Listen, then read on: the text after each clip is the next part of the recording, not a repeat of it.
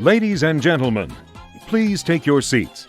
The show is about to begin.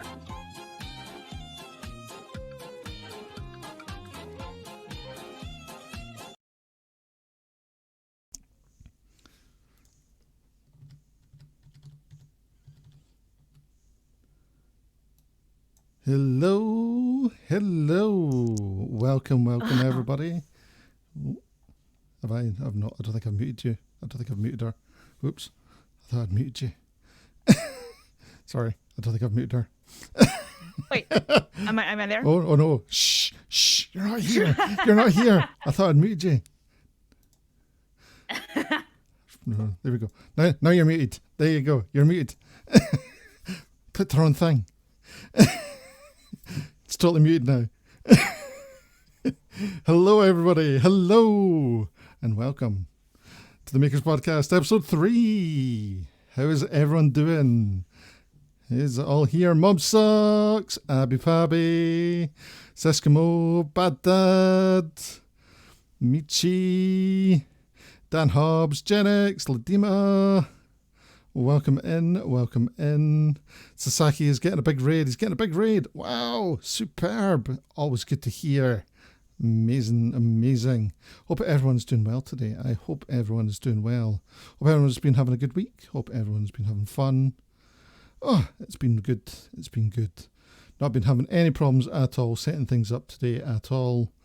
Didn't forget to turn the bot on at all just before we started at all. Michi, I've turned off the sound effects and things for this for the podcast, only mainly because I upload it straight to YouTube, so it's easier not having sound effects and things in it for this one. But you know, your sound effects and all that will be used in all other Twitch streams. Yep. But yeah, I hope everyone is doing good. So, yeah. Today's guest, well, yeah, everyone knows who today's guest is. I hope everyone knows who today's guest is, because, you know, she is, you know, one of the biggest names in up and coming here on Makers and Crafting. You know, nearly every night she's on, she's getting all of us jumping into her stream at one point or another, because she is so full of energy. She's a mask making machine, after all. A mask making machine. You know, she's the queen of the patches as well. You know, she's got a thing about bananas. We'll have to get into that at some point tonight. We'll totally have to get into some sort of banana obsession, because I have no idea what's going on there at all for this woman and those bananas. But yeah. Oh, heads up. Oh, well, then let's get her out before the thunder comes in. We should talk about the bananas. Let's bring her out. It's the one. It's the only. It is Calamity Cat. Oh, it's a banana. Did we unmute you? Yes, we've unmuted you. Yay! Oh, bananas. Welcome to the Makers Podcast. Let me turn my phone off so that we don't get interruptions. There we go. Hey, welcome, Calamity. How are you today? Oh, man, I am excited to be here today, Laser. Look at all that hype in the chat and all those bananas. They're incoming. Oh, the bananas, y'all. I'm never far from this banana. It is always with me. Oh. So, first things first. How did you get into crafting? Oh, man. Incoming! Oh, no. There's the raid. Oh, no. Oh, my God. 115. 115, guys. 115. What? Sasaki Woodwork coming in here with a giant raid of 115. I'm ready. Look at that. Guys, Sasaki and all his raiders are coming in. What we need to do for that is we need to drop some newts just for all you guys. Yes. Drop all those newts. Dropping all those newts. Yep. Look at them all. Incoming. It's the birthday boy himself, Sasaki. Yes. Birthday boy. How we doing? welcome in all you amazing raiders. Dropping all these noots for you, all these birthday noots. Woo! Happy birthday, Saki. Let's bring this up. That's one thing I did forget to bring. There we go. Bring that up. There we are. Perfect. Thank you, Michi. Go, guys, if you're not already following Sasaki, go and give Sasaki a follow, because an amazing woodworker, wood turner, onesie wearer, making ultra cool dragon eggs out of resin. If you've not seen those, go see them because they're amazing. Yeah. So so how did it all start? Oh man, I don't know. I will say, I think that for me, I've always wanted to just make things and do things, and I've always had an obsession with when I see something, I wonder, could I make that? So I think I never thought that I would end up here. If you would have asked me 20 or even 30 years ago, hey, do you think you'd ever be just doing making and crafting? No, I would tell you absolutely not. But I've been doing it forever. So, I loved it. So even as a child? Yes. Yeah. So I just always enjoyed just creative things and things like that. But I think for me, when the obsession really became real is when I had money and could buy everything. And because at some point, you do have to spend on sewing machines, on things like that. But, you go to college, you work your butt off, and then you get a moment to maybe do something outside of, doing the 9 to 5. And what is that? It's always a hobby that you pick up. Right. But I do remember the distinct moment when I went from just like a hobbyist that maybe sometimes did it to someone that was obsessed with it, was when I saw this pillow. It was a pillow cover that I absolutely thought was gorgeous. And then I looked at the price of it and I thought, you've got to be kidding me. I am not paying that for that. I can make that. So instead of paying the $40 for that pillow cover, I went out and bought myself a sewing machine. I bought myself all of the fabric. I bought myself all the tools that was needed. And so by the time that was done, I think that pillow cost me over $1,000. But I made that pillow. You made it. Yeah. And the sense of making that pillow was worth more than that $1,000, right? Yes. Yeah. That's exactly right. And you still had the sewing machine and all those other bits and pieces. So you didn't just make one pillow. You made 3 pillows and then forgot about the sewing machine, right? Exactly. Now I'm 3 sewing machines deep. Yeah. It never stopped. And that was the moment for me, distinctly, that I remember. I went from just that's kind of fun, that's cool, to we're gonna do this, buckle up.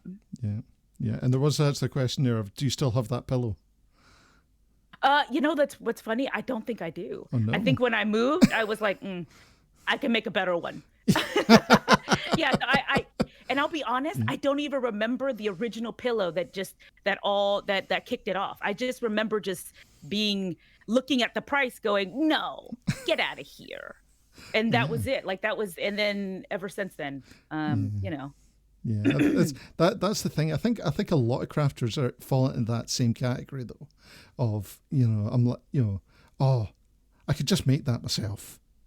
Yes.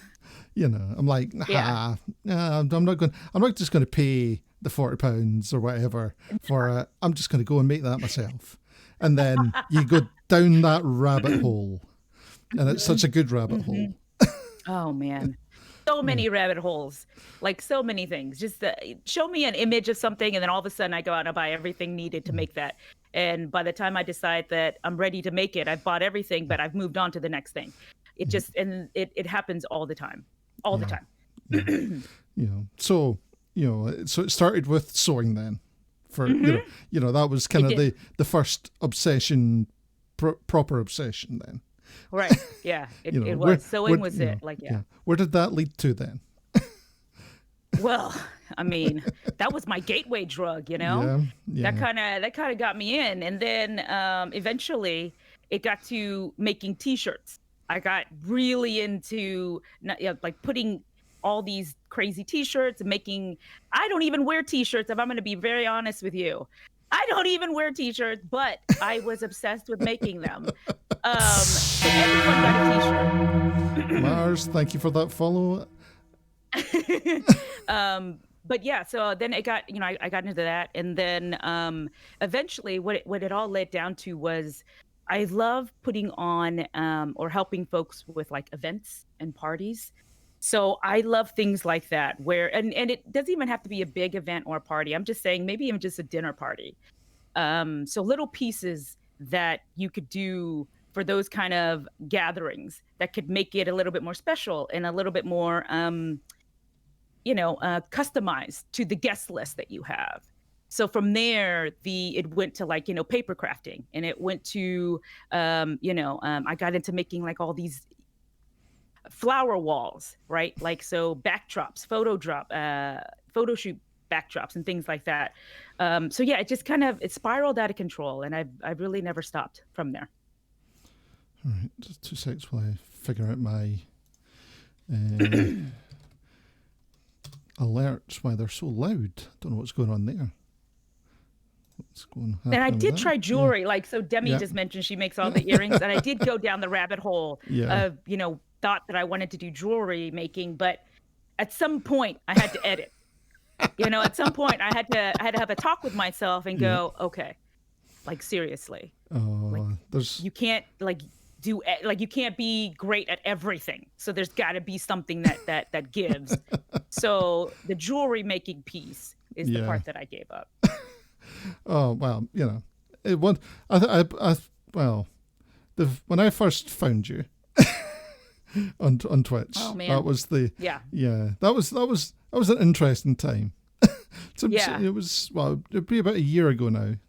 Yeah, it's been almost actually just right at a year. A year now. Yeah, because you've been streaming for what, a year and a bit now. Yep. Mm-hmm. I had my anniversary at the end of October. Yeah.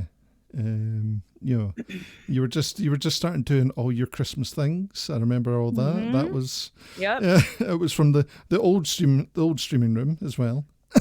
Yeah. Back in the day. Right. Yeah. Right. Yeah. Yes. But no, I remember because when you first started, and I'm sure a lot of people here, we've all been there, right? Yeah. Where it's just what you're doing, and maybe there's some bots or someone that's in there, and you just talk to that bot, So I remember, I think I was just doing something and talking to myself, and all of a sudden I look up and there is something in chat, and I'm like, oh, someone is here. And it was Lasergeek, and we had such a good conversation. It was, I if I remember correctly, it was like you and Diorama Llama that I had met around the same time. Mm-hmm. And it was from that point on, it was awesome. It was this weird conversation that I think me and Llama had, because Llama posting in his Discord of going, here's this really cool streamer making really, really awesome stuff, and like Calamity Cat, and I'm like, followed her, saw her already, absolutely amazing, totally. It was like, oh yeah, that's fine then. Yeah, it's so funny. It's so funny because I remember after my conversation, because I think Llama caught me on a stream once, and we had a good long conversation while I was making one of my holiday wreaths. And I was so excited about that conversation that afterwards I went to go tell the mister. I was like, someone was in my stream today. Yeah. So it was, and I think I'm sure a lot of us do remember the first time, right? Well, yeah. So it was a big deal, and I will never forget that. Yeah. Well, it is that bit of when you first start streaming. Yeah, it is that bit of again learning to talk to yourself to start with. I never had a problem with that though. Oh no, well, no, of course not. So, as we've come to learn about you. You can talk. You can talk for Texas, right? Like I will talk forever, all day long. I don't. If you would like to talk with me, awesome. I would love to talk with you. But no, I do love to talk, y'all. Yeah. And so if you do jump onto Calamity's stream, if you're not already following her, you know. By the way, I see that comment, SWK. Yeah, don't think I don't see that comment, SWK. I finally have a command, by the way, guys, of guest, which is I meant to have for like the past 2 streams. So, there's actually a command that will actually put up the guest. Yeah. In case you're wondering who they are, even though most of you should already know who Calamity Cat is. Oh, I don't know. I think they know this. Oh yes, well that's talking of bananas. We'll get into bananas later. Bananas come up very much later because that's modern day Calamity Cat. We're still on, I know. Early days Calamity here. I know. Back in the days where it was 5 or 6, 10 people in the stream. It back, was. God. Back when you were making Santa. Santa glasses with your friends. Right. It's crazy because it feels like it was just yesterday, but also that it was so long ago. Like that it's that odd feeling that I can remember it vividly, but I feel like it was so long ago. It's the whole Twitch ride has been insanity. Of all the years that I've been doing all the different things that I have done in my career and in my life, for sure, this experience going through Twitch has been nothing that I've ever been through. Like you think that of all the things you've done in your life, you could be prepared for whatever it is that you do here, but it's so unique, right? It's so different. Yeah. And I still have a lot of friends and family members that I'm pretty sure still don't know what Twitch is. And still don't truly understand what it is that I do. And I think they just think it's a phase. I'm just in this phase. But I am so glad that I decided to just do it. Because I have had a great time the whole time. Yeah. That's that thing with Twitch is that, you start it, you get the bug, once you get going, and it kind of just, really, if you enjoy it, it sets in, and you're not going to stop unless right. something makes you stop it, right. And like for you, people are jumping onto your channel and they're enjoying watching you, and you're just getting all that energy out for yourself.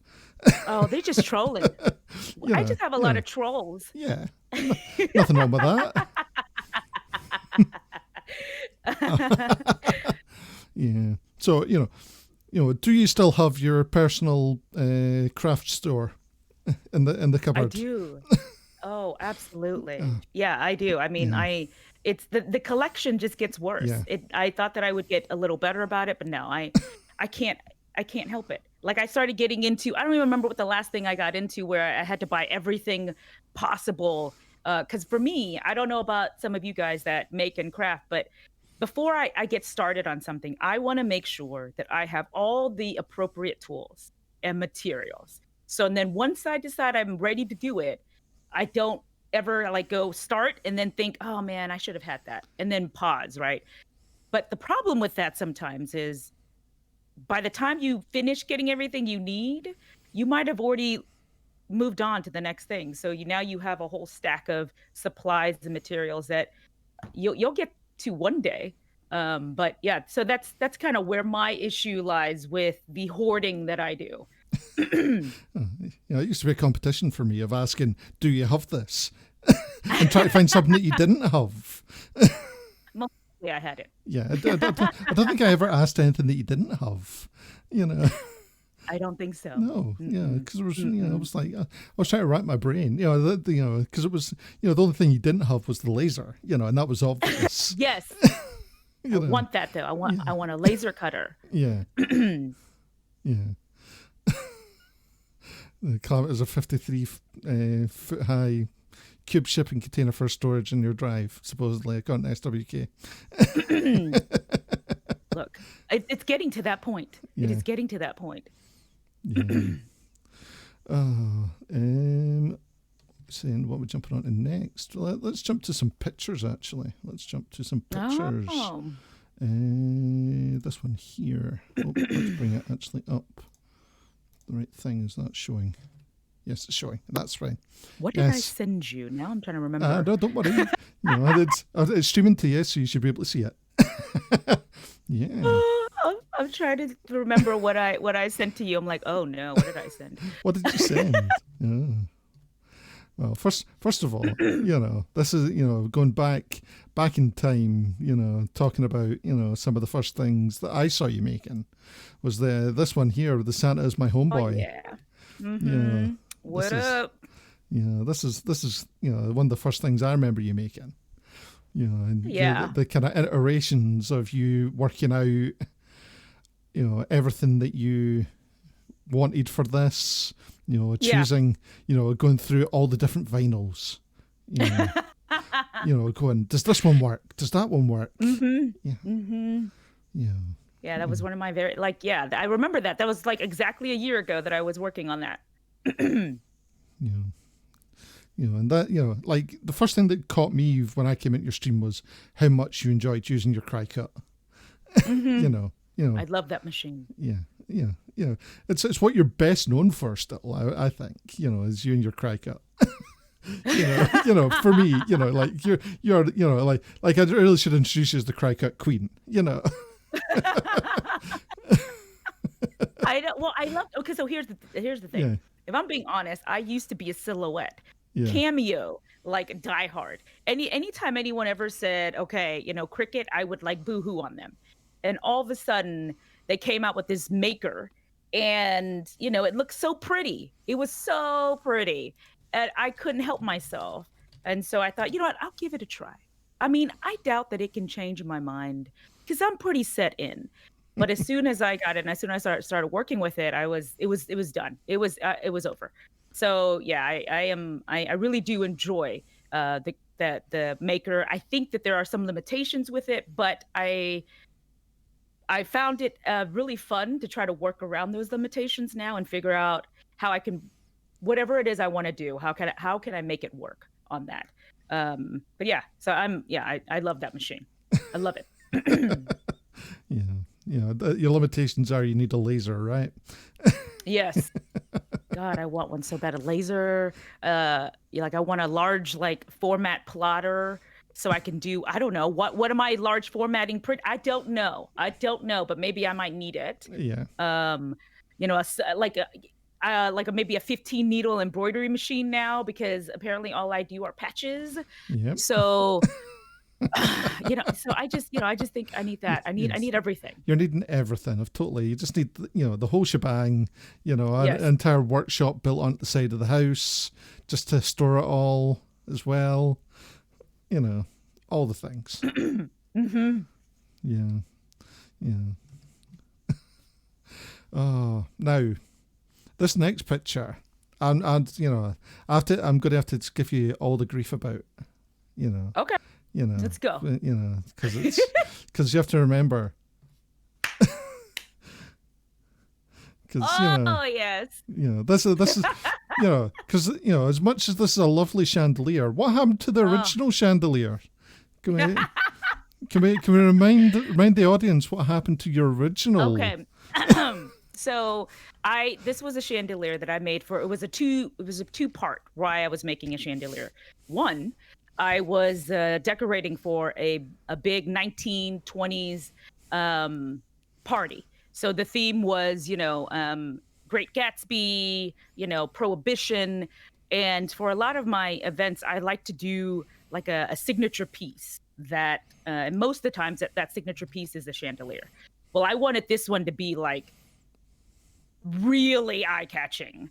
And then also there was a competition going on here with it's the store that does lighting and stuff like that you could submit a lighting project. So I thought, I'll do both at the same time. Well, I started laying out the design for this and not thinking about that as I'm building it here, where it needs to end up at the end. And so as I cut out the materials, and Laser comes in one day and says, hey, question for you. Where are you getting that out of your room? And then I went, oh, right. How am I going to get this out of the room? Because it was actually, I think, maybe twice the size of what you see there. Because I don't know. I just thought, yeah, let's just blow this out, and didn't even think about the transport part of it. So I had to scrap all that and redo the size, and then we end up with that. That still was over 3 feet tall and 2.5 feet wide was this chandelier. Because it was originally a full-on hula hoop that you were using, wasn't it? Yes. It was like huge. Because but I'm so glad you said something and something early on in the build, because this even going down this size, this took me about, I want to say 3 to 4 weeks to get done. Because it was paper. I cut out some metallic leaves on the Cricut and then I also did, I had to string them together with some thread. And then it was plastic crystals and some ribbon. And I used, I love the plumbing aisle. If anyone asks me, like, where do you get most of your, like, some of the crafting supplies I get, my favorite aisle in a hardware store is the plumbing aisle. They have some of the coolest things that you could get that you don't even realize that you could repurpose for way cheaper than actually going and buying whatever it is that you might be trying to do. So I will spend hours down a plumbing section. It just sounds odd, but I tell you guys, I'm serious. You can make some amazing chandeliers down a plumbing aisle. So yeah, that thing, and it weighs, I think by the end, it's super heavy, even though it's made mostly of paper. But it's like well into the 30, 35 pounds, that whole thing.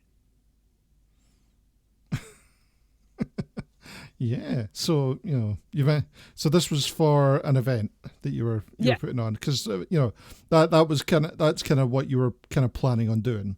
Right. As for a lot of your streams was, event planning, crafts. That was, a lot of what your streams were about at that point. At that point. Yep. I know before things. COVID hit. Yeah. For COVID. Yeah. Yeah. Because we've got some other things that you were doing. So, this is, a space that you fully decorated yourself, wasn't it? It was for the same party. So this was the same party that I made that chandelier for. There was this blank wall, and I really love that design that you see on the back there on the wall. So I covered it all in black butcher paper, and then took that geometric design and used ribbon.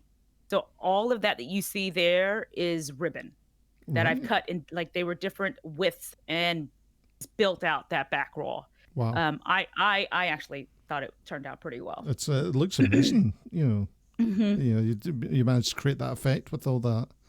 Like 29 said, that must have taken forever. It did. But to see the transformation before and after was totally worth it.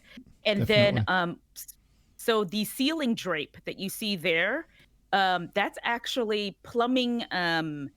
What do they call it? It's like a plumbing material that you use for septic tanks. So it is a fabric that you could buy, again, down the plumbing aisle for, I was able to buy like 30 yards of it for $14. Okay. $14 for like 30 yards of this stuff. When normally, if I was going to go buy like a chiffon or a tulle, you would have to pay triple that.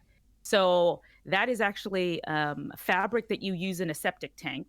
And then this chandelier you see right here, this gold one, is made of also the plumbing pipes that you could buy for, for water lines. And I just spray painted it gold. So all of that right there, plumbing aisle, y'all. I'm telling you, go today, check out your plumbing aisle. There's a lot of things there. That plumbing aisle, perfect. Never know what you might find down there. Yeah, exactly. Yes, bad dad. It is PEX. That's what it is. It's PEX. Yeah, is that? Yeah, it's That's PEX. Yes, that There is we it go. right there. Thanks. And then some other bits and pieces from it, a bit more close-ups, some of the other, other more of your stylings. 'Cause, Yeah. look at, you in your event planning mode that you're in. I do. I love that. I love yeah. events. Yeah, well, that we'll get into you and events in a minute because we've got all that coming up. All about you and events. pre crafty Twitch. Right. I love putting on a good party, y'all. Yeah. Yeah. But it's all this, like fine detail stuff. Yes. Which I love that you are very much a detail person. I always think, you're very much I need to make sure that this bit, and this bit all matches up. And this bit over here goes with this bit. Is that something that that's always kind of been with you, or is that something that you've kind of just started more on recently? I think I've always had something like that where I always love the thought of, for me it's about the experience, right? But I think I really kind of, that came all together in my last job that I was in, putting on the big events that I used to for that, and realizing that you could really do a lot if you thought about just the maybe details that some people didn't even think about that they cared until they saw it. But I always wanted that if you were going to come to an event that I put together, that you left just with this experience that you could never forget, right? That you were waiting to come back to another event that I've made, that I'm going to do. So that's what drives me. And it doesn't matter, like, whatever theme it is, whatever it is that you're doing, it could just be a dinner party. Again, it doesn't have to be a big event. For me, it was always just about, if you are gathering with folks, how do you make that experience memorable? And it doesn't have to be huge. Like, you don't have to go to the, build the chandelier for every dinner party. But there's little things you could do, right? That could be fun. And give a enjoyable, memorable experience to your guests. Yeah. So I'm assuming once the world returns to some sort of new normal, are you planning on hopefully returning to doing events like this? I would love to. Yes, absolutely. Yeah, I had a whole plan set out for that. So that's kind of been put on a pause for now to kind of figure out, the way in which we live our lives now, I believe has shifted, has changed. So we've got to be, kind of nimble enough to figure out what makes sense and what it is that, we want to do in that world. So that's the piece that I'm working out. But yeah, I would love to be able to do something like this in whatever, kind of size or form that it turns into. But yeah, that's where I love, I just love parties. Oh yeah, we know about you in parties. Like if we go back to Christmas and New Year, we'll mention vodka. Oh God. If anyone missed the was it New Year's? Was it just Christmas? No, it was Christmas. It was a holiday. It was like a special holiday stream, and I ended up. Don't remember when the stream ended, but I ended up sleeping on the floor in here, waking up to, I think the stream was still on. I don't know. But after that, I didn't touch vodka for over 6 months. That's how much it scarred me. It was a good stream, though. It was a really good stream. Yeah. And so the friend that I had come in with me, which is Mike, he's the one that him and I worked together in the last job. So him and I were always co-MCs for these events that we put on. So we're really good friends. But yeah, so I've learned my lesson on that. Maybe maybe not vodka. Vodka and stream. Well, not lots of little tiny bottles of vodka. Oh my God. I was still finding tiny bottles everywhere in this room because Yes. apparently I had one. I would chug one and just throw them around like I didn't have a care in the world. So yeah, we're not doing that again. Yeah, Scooby's saying the best stream for video content that I'll never be allowed to put out to the public. I immediately deleted that VOD. Like it's gone. Oh, but yeah, we remember it in spirit, and we'll constantly remind you about it. Yeah, my liver remembers, that's for sure. Yeah, but talking about Mike, is Mike doing okay? Since we can't get him on stream. Well, yeah, I know he's super busy, right? Yeah. So I've been trying to get him back. We've been trying to schedule that, but with COVID, that kind of changes things. Exactly. So we were wanting to do something like this, where it would be more of a remote thing, where I could, remote him in on my stream.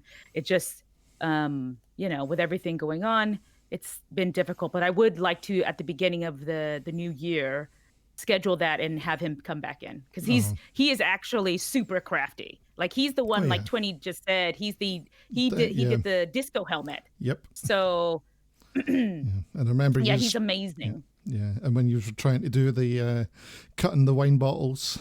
Oh God, that's my other friend. I thought it was Mike. That was no. No, that's Jim, and that one is not crafty at all. Yeah, was it Jim that had the glasses with the Yes. Yeah.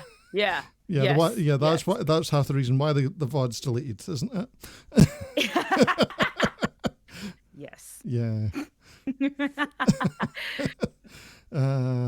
Yeah, we won't mention that. Yeah. Yeah. Oh dear. Yeah. Glow parties. Yeah. So this was so if you guys see here, this is all yarn. This is just yarn. I took yarn and then I laid out a pattern and pinned it to the ceiling of the place, and then did a whole wall of yarn artwork, and then blasted it with all this black light. And that is what you see there. It's legit just regular yarn. Just regular yarn. That's amazing. That's like neon. Like, you get the hot pink yarn. Or white yarn is good. Yeah, it's crazy. But that's it. Thank you. And it's super affordable. Super, but the end result looks ridiculous. Like they thought I had gone out and bought all these lights to put up, and I'm like, no, that's just yarn, boo. That is absolutely amazing that you're just able to come up with those kind of those ideas, and do that. One sec, quick. Feather Phoenix, thank you for the bits. Unseen Camo, thank you for the bits as well. But being able, that kind of ingenuity that you've got of just going, some yarn, I can make that into something absolutely,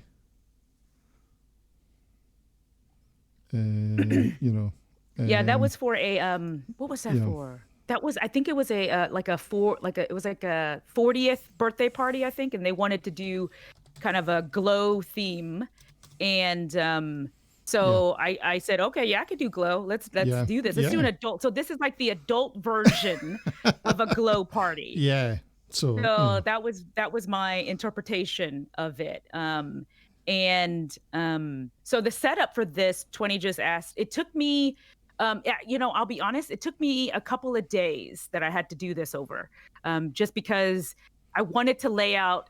For me, it's all about the pre-planning before you even put the pieces up. So I had to measure out all the different area, and I wanted it to look a certain way. So I had to make sure that I measured all the pieces out. So it was about 2 to 3 days to do the install on this one.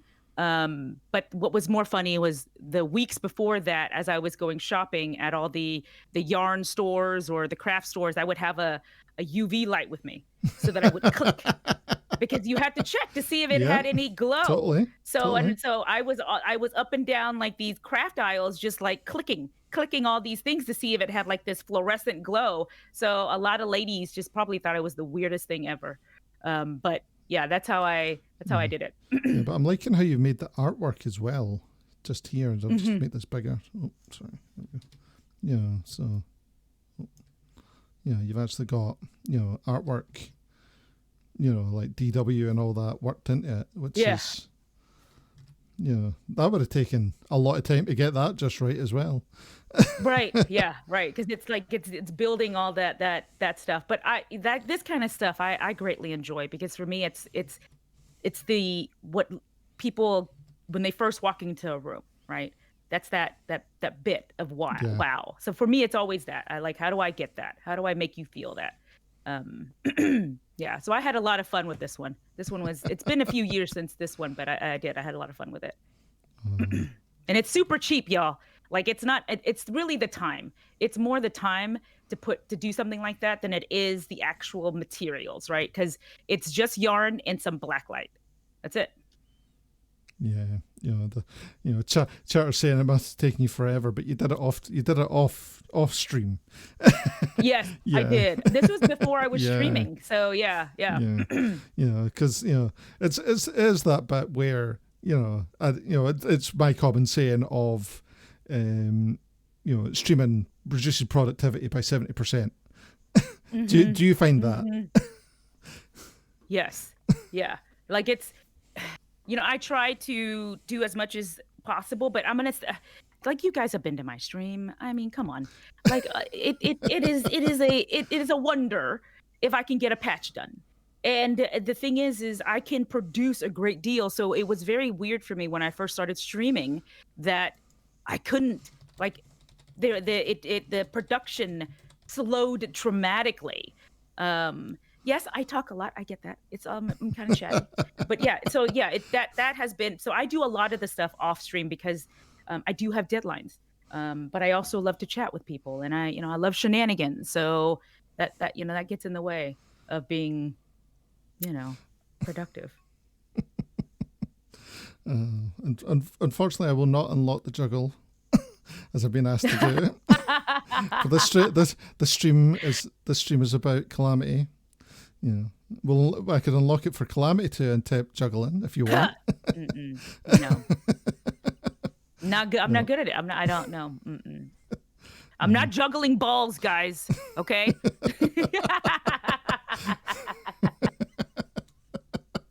You never know. You never know. There's a milestone for the charity streams, guys. Milestone. There is. You're right. Yeah. I'll do it for the kids. Yeah. Started something new there. Okay. So what we'll do, just looking at the time, is we'll jump over to our weekly showcase just now before we get into what we like to call business calamity. Oh no! So we'll have a look at some other people's work, and then we'll start talking about business calamity. So let's have a look. Hi Silver, hope you're doing well. Enjoy that lurk. Let us get the right one up. Where is it? Find the right thing, Colin. PowerPoint. Find the right PowerPoint. Isn't showing the right PowerPoint. That would help if it showed the right PowerPoint. 2 seconds, guys, while I find the right PowerPoint.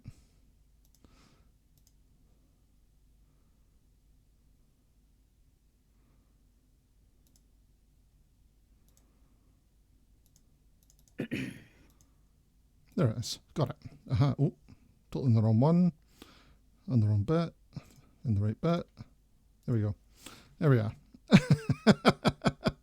What's this? Oh, Michi's put up the disclaimer already. I've not done anything. Not done anything, Michi.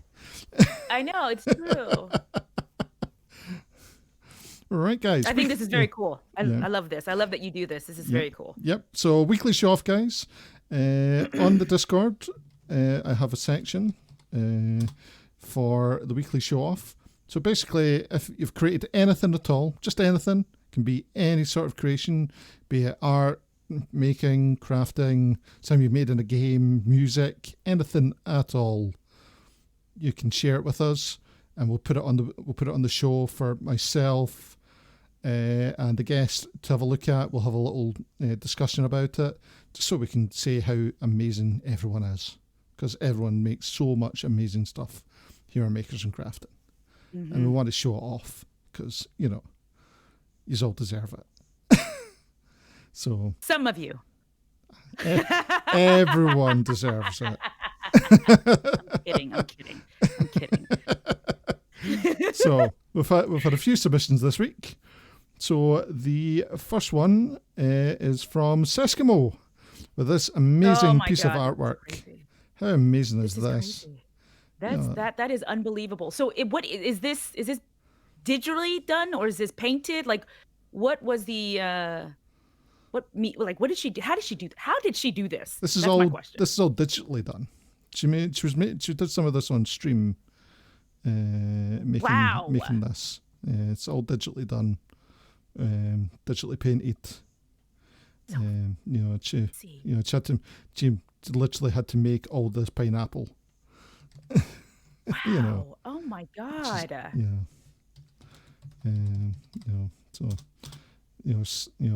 This is Seskimo. There's her. Give her a follow, because she's an amazing artist. She does some cool stuff.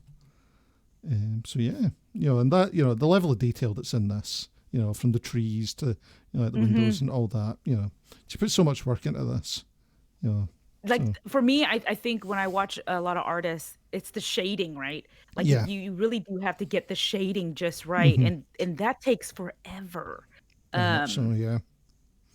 God, that's crazy. Yep. So great work, Seskimo. Great work.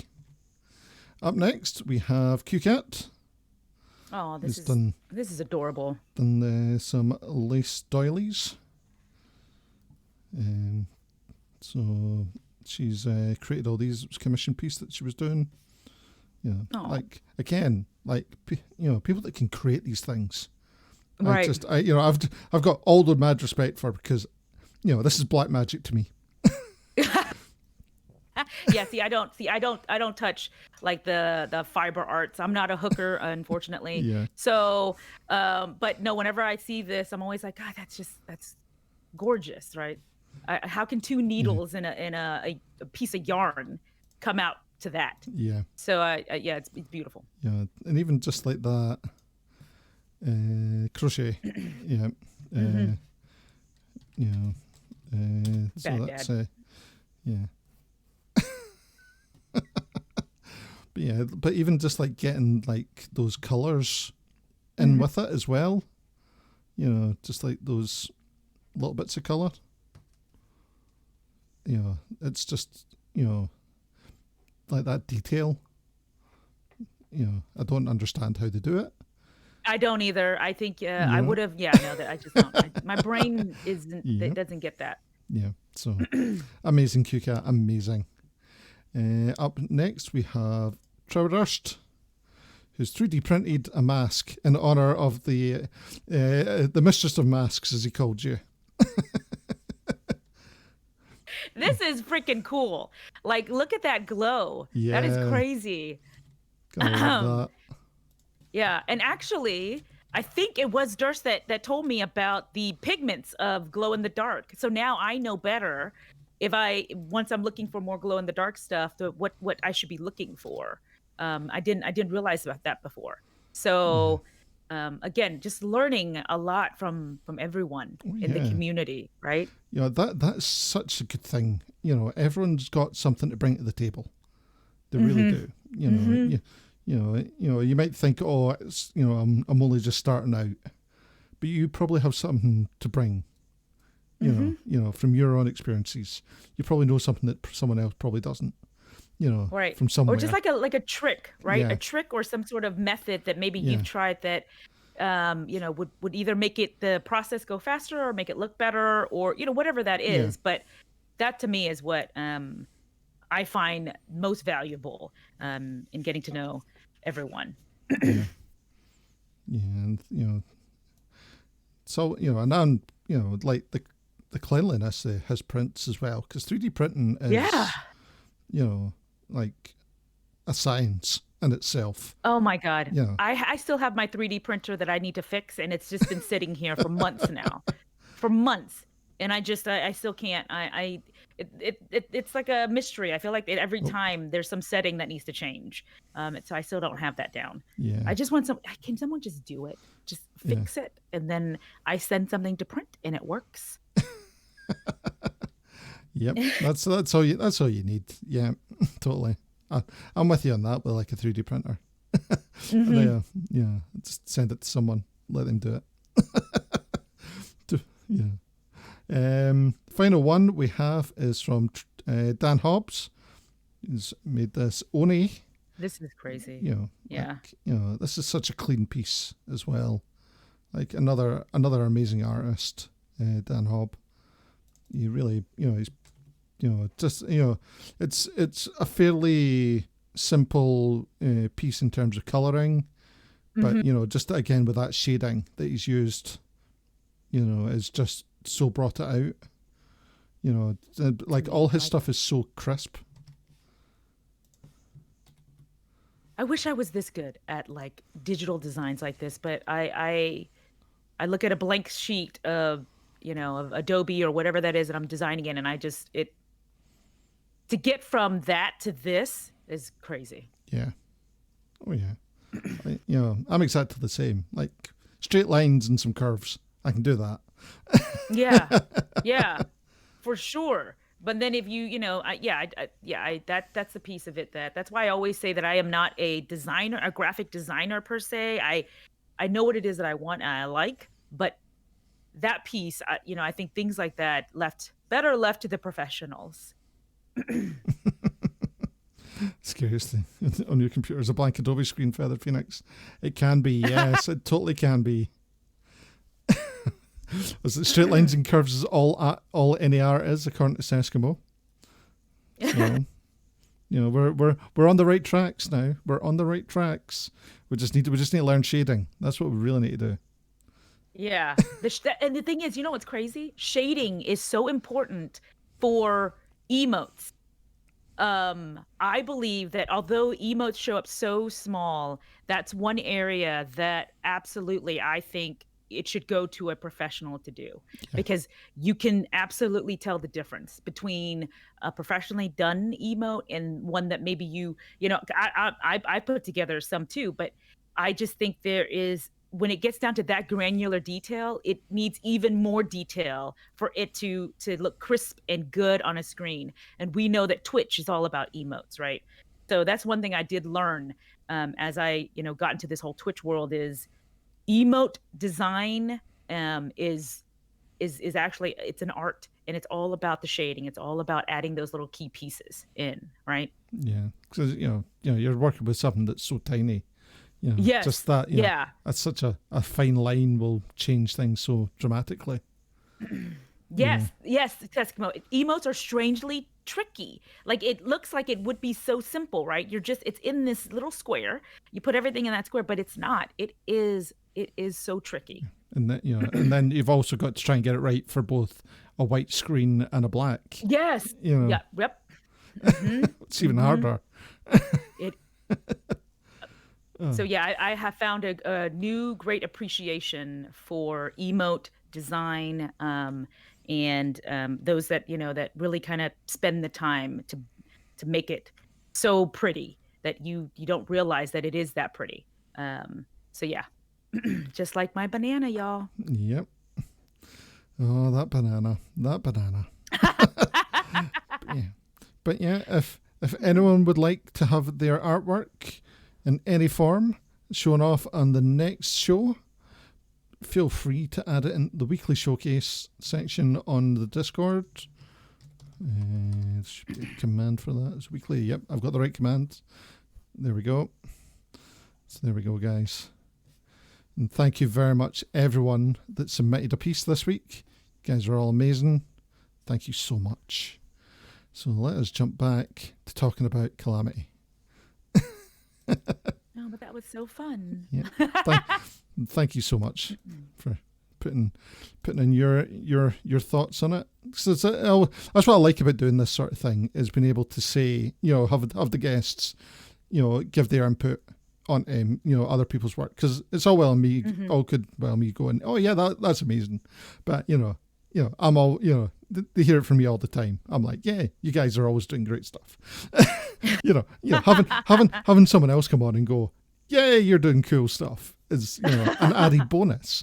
Someone that will respect.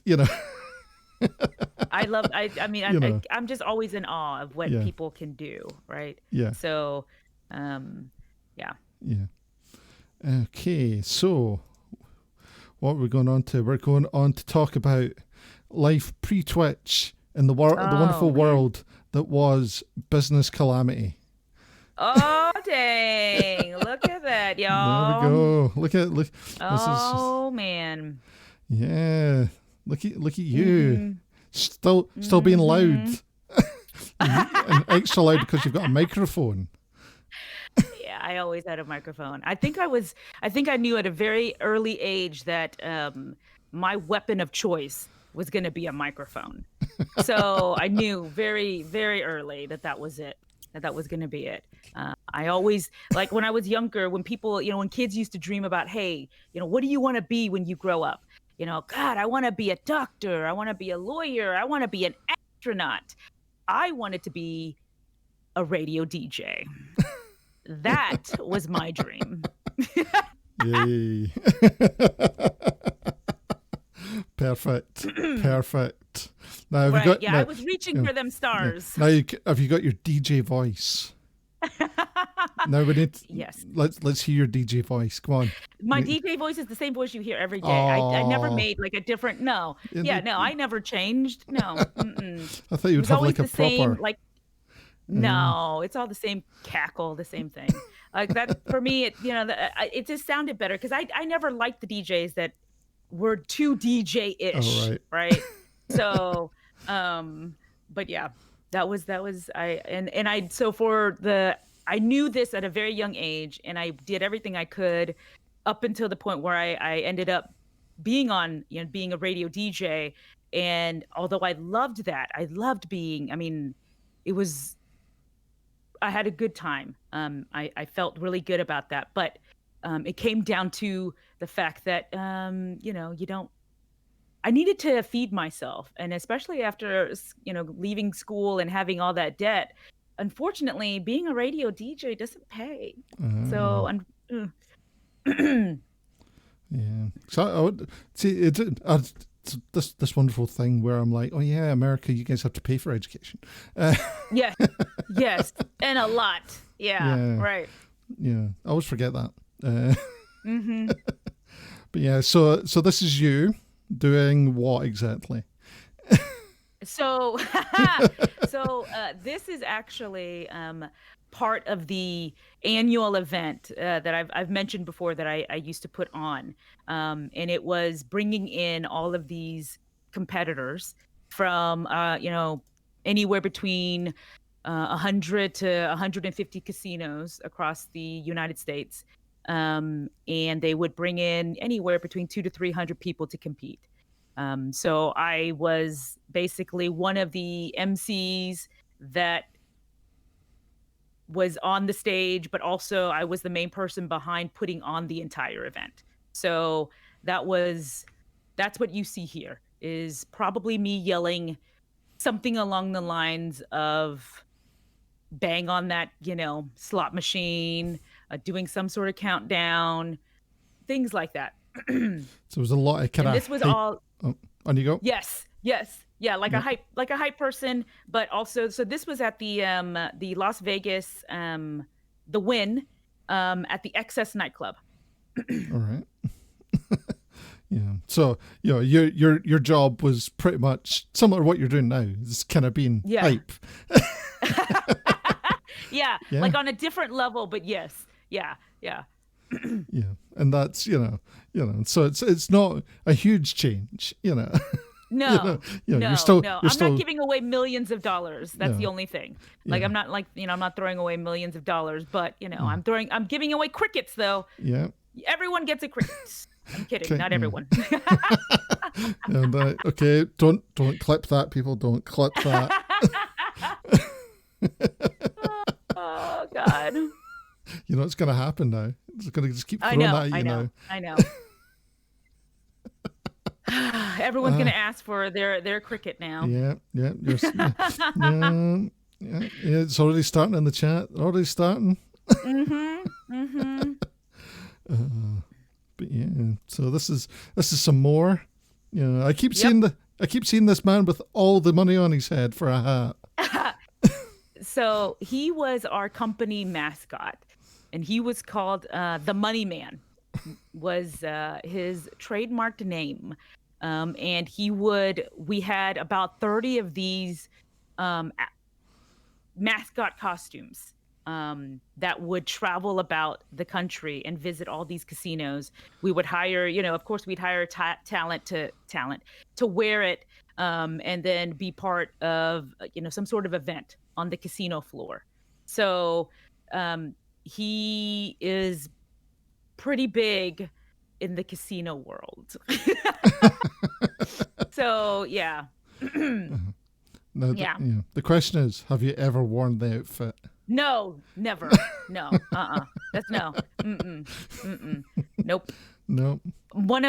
Someone had to at one point for an event because one of the people we hired couldn't make it. And I basically said, okay, I guess we're not going to have a money man for this event because I'm not stepping in on that. Nope. I have a line. There's a line. That's the line. Well, was it that bad an outfit to wear? Was it? Well, so I will say that a lot of these came with like a fan inside that you could flip on, but all that it was doing was blowing hot air back at you. All right. So some of the folks that would wear it would say the fan is actually worse because it's blowing hot air right back into my face. But afterwards, when we had an event that would go, sometimes some of our events go 8 hours. Ooh. So imagine a person in there for 8 hours. And it's not like you can just stand there and do nothing. No. You have to be energetic. You have to go dance and see people. The outfit afterwards would weigh like 50 pounds of sweat. I'm not even kidding with you. It was not cute. It was just oh God, yeah. Was that the nice dry clean only as well? I assume. Yes, yeah. So we had a whole system set up that we would have these bags that we would throw them in, ship them to go get professionally washed and cleaned and all that. But yeah, it for sure. We had like a whole instructional that was given out to anyone that we hired to say, okay, look. You may have worn a costume before, but just to let you know, these are the things you should come with. Make sure that you are wearing very light clothing underneath. Make sure you have, a headband so then the sweat doesn't come down your eyes when you're in there.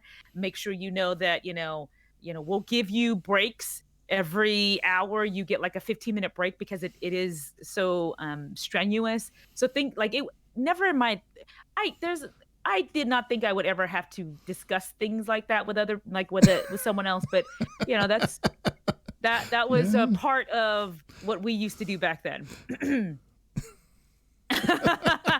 Yep. Yeah. And that picture you see there, that is actually when we did the Guinness Book of World Records. Yep. So that was us earning it right there. Yeah, that's what I was going to be talking about next. Was you have a world record to your name? I do. The largest slot tournament ever put on in an 8-hour period. That is a world record that my company and myself we hold. So we ran through a little over, I think it was 3,300 people. In 8 hours through a slot tournament. Amazing. And I know. So was that like something that took a lot of planning to do, or did you just go, we're doing it, and just said, come on, all you people, just come in. Free slots, so, no? Yeah, right. So the hardest piece was probably finding a partner casino to work with us because Yeah. I worked for the company that made the actual slot machine and the games that went on the machines. Hmm. And so we partnered with, 4 to 500 casinos across the world. So we had to, find a casino that would be open to us basically taking over that day, and bringing in all these folks and basic, kind of doing that. And if any, if you guys have ever been to a casino, you know that every minute that people that it's down is not good, right? Because it's all about, every machine needs to be live, everything needs to be up, because every minute that you are out, you're out a lot of money. So that was probably the trickiest part. But once we kind of sold them on the fact that, you'll be the casino that will own a world record, don't you want that? So yeah, but a lot of these casinos are really adept at seeing through a lot of uh, players. So that piece of it wasn't as hard. Yeah. Yeah. Well, that's the thing, though. You say, oh, like slots come, on you come. Yeah. Hmm. Yeah, you'll get them all in. Right. Yeah. So I assume that record has not ever been broken then. No. No. Mm-mm. Yeah. Nope. Mm-mm. Yeah. So I don't know if anyone is crazy enough that they want to do that. So, yeah. So this bus here, was this like a tour bus for you, or was this? Yes. Well, not just for me. Yeah. Well. So we actually had 3 tour buses every year that we would custom wrap. And during this period of time where we ran through all of these individual events across the country, it was generally between March through about August of every year.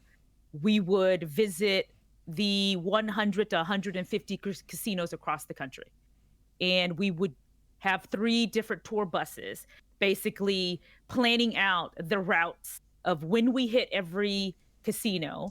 And at once we got to the casino, we would do a major event there. So if you think about that, it's March through August, planning out a tour, basically, just like any kind of big rock tour. We would plan out a tour and then plan out 150 unique events that led to the championship event.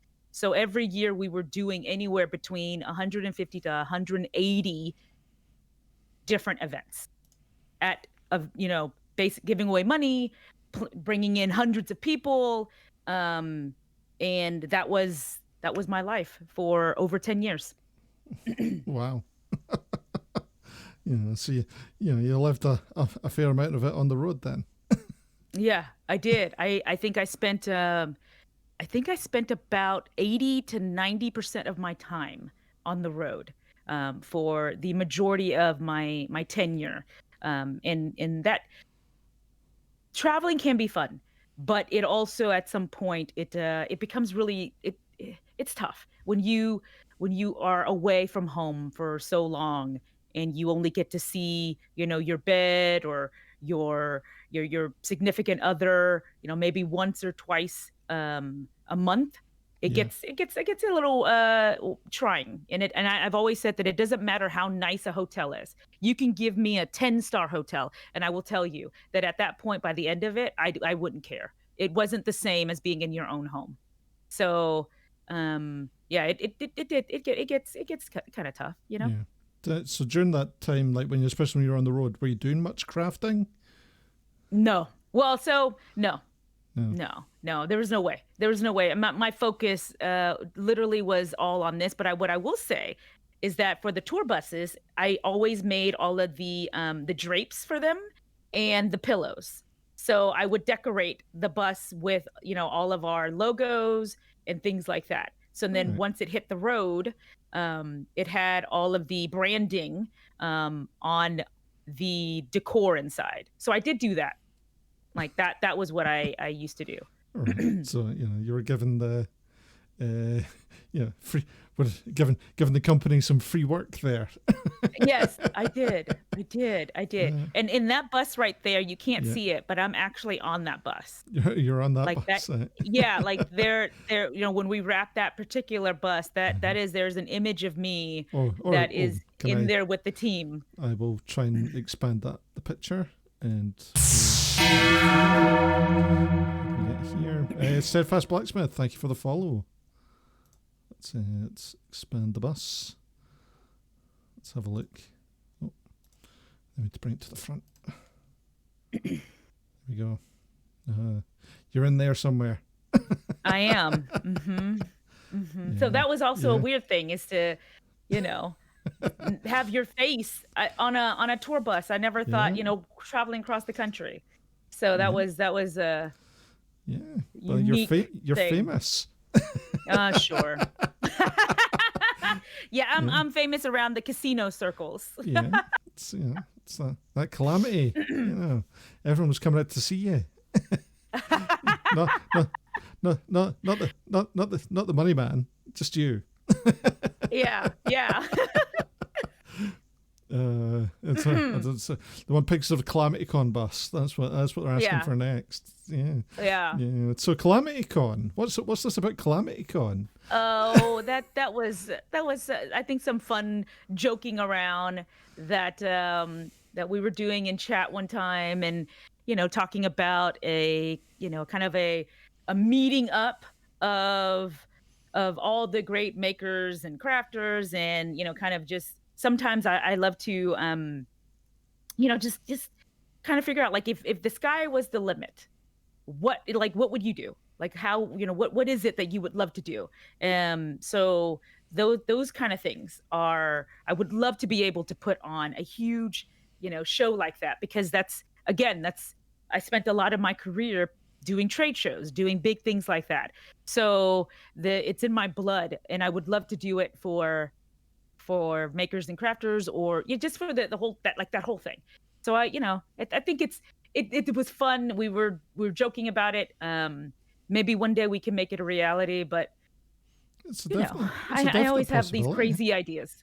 Because it's happened for YouTube, and over here, because they've done the Maker Central, which is it's basically all the YouTubers, all the makers from YouTube have managed to create theirs. So I don't see why we can't do the same. Right. Yeah. I would love to. Like, it would be like, I have so many ideas. So I would love to. So for the trade shows that I used to do, we would do this big event, right? And then we would end at our annual big, huge trade show for the casino industry. So we would actually take this bus and we would drive it onto our booth, and we would have the bus as basically a conference room. It acted like a conference room on our trade show floor, which was always kind of fun, because you never think that you would go to a trade show and you would see like a tour bus just sitting on the booth. But yeah, it was fun. We had a lot of good time. Yeah. All the chat are voting yes for CalamityCon. So it will happen one day. One day. One day. It's on your list of things to make. It is. It is. It's like one of those like huge stretch goals, right? Like if to make, like, I think that would be like a pinnacle of everything that I have done on Twitch. If I can get to that point, I think that would be one of my pinnacle achievements. I think with the right people, and the right help, I think things like this could definitely happen. And that's one of these things. We need a poll. Could one of my mods make a poll, please? If I've got any mods in the chat. Oh, I swear.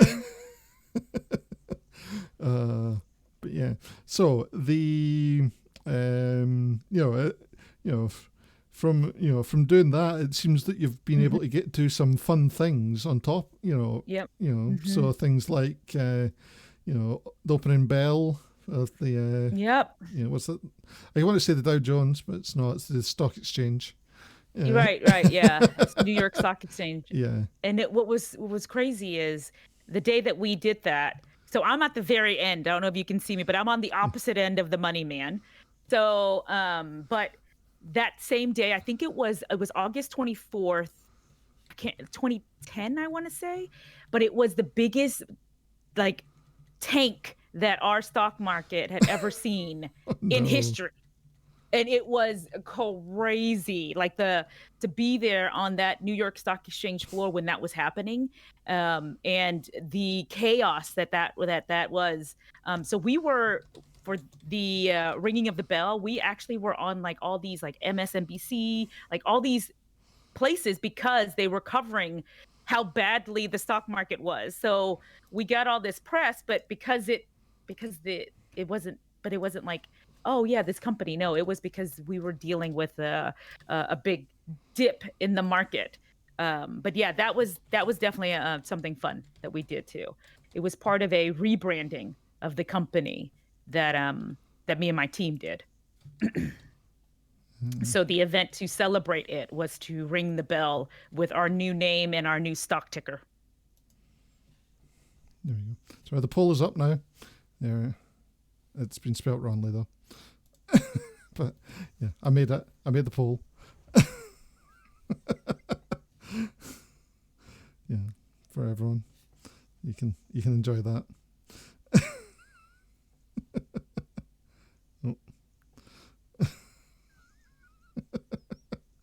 Oh. Twitter. Well. Perfect poll. Perfect poll. Yeah. Calamity. Yeah. Yeah. Yeah. Yeah. If you know one thing about my streams is that I can't type. I can't spell to save myself. You know. Mm-hmm. Yeah, I've proven that many a time. You know. So on top of being able to do things like this and tank the stock market, you also had the chance to meet some celebrities. Yeah. Yeah. Yeah. Like right. Like that is Sir Mix-a-Lot. Sir Who remembers Mix-a-Lot. Sir Mix-a-Lot? Baby got back. Yeah. And then that's Penn and Teller. Yeah. I got to meet Carrot Top, Robin Leach. Like just random. It's just been random. Because when you are in slot in casino, the casino world, a lot of these guys they circle around a lot of these casinos and do shows. So Mm-hmm. yeah. So supposedly Baby got bananas, not Baby got back. Yeah. So what? Who was probably the biggest, most kind of famous one that you met? The one that made you kind of go, "Oh my God, I've met this person." I don't. Probably I would. Okay, so we did do a game with Lily Tomlin, Ringy Dingy Reels, and I never got to meet her, but I am such a huge fan. So that for me has always been kind of sad because I at that time I don't know why I wasn't able to meet her, but that was probably the one like regret that I had while working there is that I didn't. Everyone said that she was such a pleasure to work with. So that probably would be if I had a choice would be it, but I didn't actually get to meet her. But everyone was great. Probably Penn and Teller was also, they were good to work with too because we did a slot machine game with them. So that's the reason why they were on our floor. We also did one with Buffy the Vampire Slayer. So Sarah Michelle Gellar came out and did some stuff, and yeah, she was pretty cool too. So you're meeting all the famous people. Oh, yeah, all the cool ones. I'm sure they remember me. I'm sure. Of course. I'm sure of it. Well, they were like, my God, I met Calamity. Oh, yeah. Yeah. Yeah. How could anyone forget you, to be honest? It's one of these things. Yeah. You're hard to forget. Right. Especially when things like this happen. feel I'm the ground actor. So it's not just gonna happen like that. Oh, I think this is I call her Batgirl. I call her Batgirl. Feel times I'm the ground actor. So it's not just gonna happen like that. Cause I call her Batgirl. I call her Batgirl. This bitch.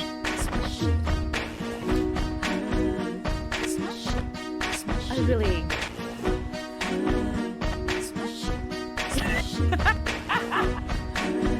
I am ridiculous.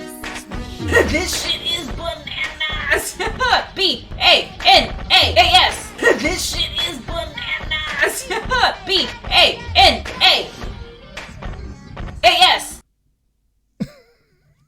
That was all Scooby Drew. Scooby spent so much time putting that together. Like he had to clip all the pieces. And who would have known that later on I would be so really into bananas? Like I mean, honestly, that was before this whole banana thing blew up. So, yeah. Scooby is just so good for doing the clips and putting them together for you and creating masterpieces. Right. And I am so appreciative because, you know, I would love to be able to do this more, and I would love to be able to have, but it is so time consuming. Like all of you guys know, between streaming, between your real life, between putting, your commissions, and then you have to go and like promote yourself, social media, do some videos, TikTok, things like that. It is something has to drop, right? And so as much as I would love to be able to do a lot of these videos, Scooby has been so kind to do a few of them for me, but I know that it is so time consuming. It's definitely, I appreciate all that Scooby has done. Yeah. So, you were talking about things like your social media and all that sort of thing. Mm-hmm. Yeah. On Sunday there, you just did an entire talk all about brand, social media, all that sort of thing over on Momo's channel. Mm-hmm. So I highly recommend people go check that out. I can talk about that for days. Is Momo in the chat? No, Momo's not in the chat. I don't have to remember how you spell Momo's last name. It's two E's. Yeah, it's two E's. Yeah, there we are. I've got her there. Yeah. Got her there. Got you, Momo. Hey. There we are. Found you. And I always forget how to spell it at the end. I'm like, there it is. Yes. So, yes. Go and check that out, because it was, it's a masterclass up there. Yeah. I love how the concept that she's having is the kind of topics, right? Topics that could be beneficial to everyone. And it's not just about making and crafting, right? It's about all the things that could potentially go into that sometimes people don't think about. So yeah, I think it's an awesome idea. And like for you, you giving up your time to be able to explain what you do and how that's worked for you, because you've got an extensive marketing background. And that's which is really helped for you, and figuring out how you want to promote your stream, how you do things for your stream, and that's and that's kind of what you've used that experience to push yourself in a great direction for your and your channel growth has been great. It's been crazy. I still think it's mostly bots, but I don't, it's fine. It's not bots, and it's not just marketing, because you can't make a Twitch channel purely on marketing. You can get people to come and look at you for marketing. Sure, absolutely. But they don't stay. They only stay because of the personality. And you are a personality, to say the least. That's what people have said. We'll go with personality. For me, seeing your growth over the past year has been amazing. It's been one of these, it's kind of just, from that, the first day I saw you, I'm like, she's going somewhere. Yeah. It's been, all that time, I'm like, yeah, she's got something there. She's got that energy. Yeah. She's got that personality that people are going to get drawn to. Yeah. I don't know why, but Yeah. Bama Rooster's not a bot. Bama Rooster's not a bot. But yeah. No, but I've had a really what I will say is that it's been such a warm welcome, because you don't know, you try, you flip it, you go live, you don't know what's on the other side, and a lot of times you have to reevaluate what it is that you want to do and why do you do it, even if it's just a hobby, because it's time that you have to put aside, right? It's time that, for me, more than anything that is most valuable is time. Mm-hmm. Like, I will absolutely, if it is worth it, I will pay to make a process or something better, because I know that if I'm going to do it, my time is way more valuable than if there was a way for me to just have that piece outsourced somehow, so I can focus on what is really important. So, I'm always thinking about the time that I put into streaming. Am I getting what I need out of it? And how do I make it better? Like, how do I make it beneficial for not just me, but for folks that show up? And so, yeah, it's a constant thing that I think we all think about at varying levels. The poll has came out in for Calamity Con. We have 3 votes for yes, 3 votes for yes, and then 10 votes for yes.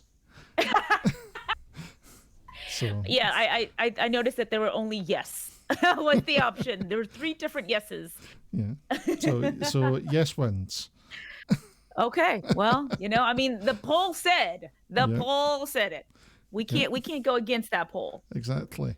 So guys, there will be a Calamity Con at some point. You heard it here. At some point.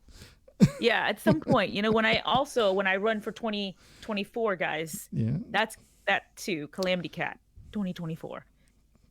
So maybe that's when we all tie it together. So your presidential election campaign. What platforms are I you didn't say running it was on? for the presidential election. I'm just running for something. I don't know, but I'm not saying it's. I think I'm beyond that. I don't know. I think these bananas might hold me back, or maybe it might get me the votes. I haven't decided. I don't know yet. I haven't decided yet. So we'll talk about the bananas now, shall we? Yeah, and we'll jump back here and we'll start talking about bananas. Bananas. So where did the bananas come from? Okay, so here's the deal. Okay, sometimes sometimes an idea or something, it just kind of blows up and you don't even realize that it's like a thing. Yep. It all started because the trigger, I will tell you the exact trigger, was about, I want to say, was it about a month ago or a month and a half ago, where I asked the chat, I said, hey, I've been thinking about this. Should I be a mature channel? Because I and I know some of you guys might be thinking, wait, you weren't mature the whole time? No, I actually had, I was not. I didn't have the, this is a mature stream thing going on. And I don't think most people realize that. So then when I said that, they were like, yeah, you should absolutely do that. And why aren't you? And I was like, well, I just, what if, I don't know.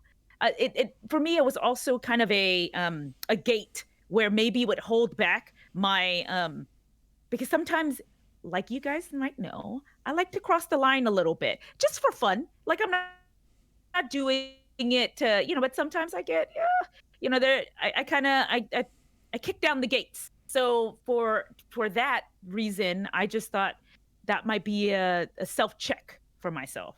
But then when I said that, and everyone was like, nah, boo, you got to be mature. Put that on, because otherwise, just do it. And I was like, okay, fine. So the moment I did that, I started using, I don't even know what it was, laser. I don't know why. We were using the term for the male body part quite a bit in one stream. right? I'm not sure why. I'm not sure why we were talking about it. But again, if you ask me why, I'm not sure what we talk about from day to day anyway.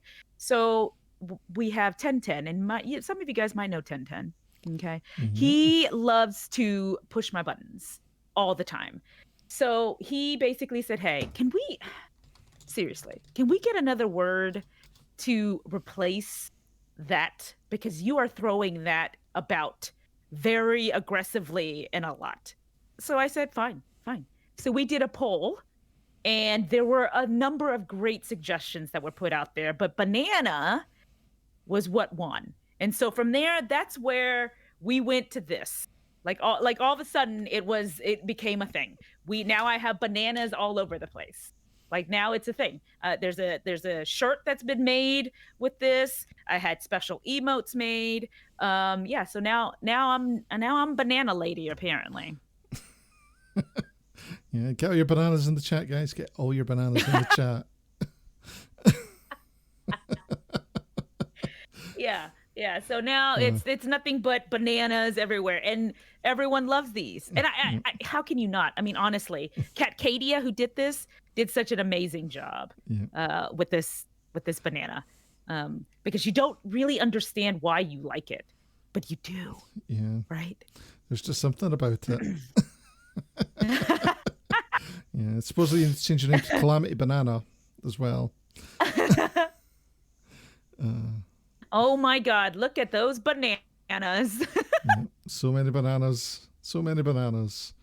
Oh God. It really does. It draws your attention. I don't know. So it's been fun. So now it's like one of those things that just becomes a thing where it just organically is, right? Just like the wheel, the wheel of aggression that everyone, I swear to God, when that wheel comes out, everyone becomes just mob mentality.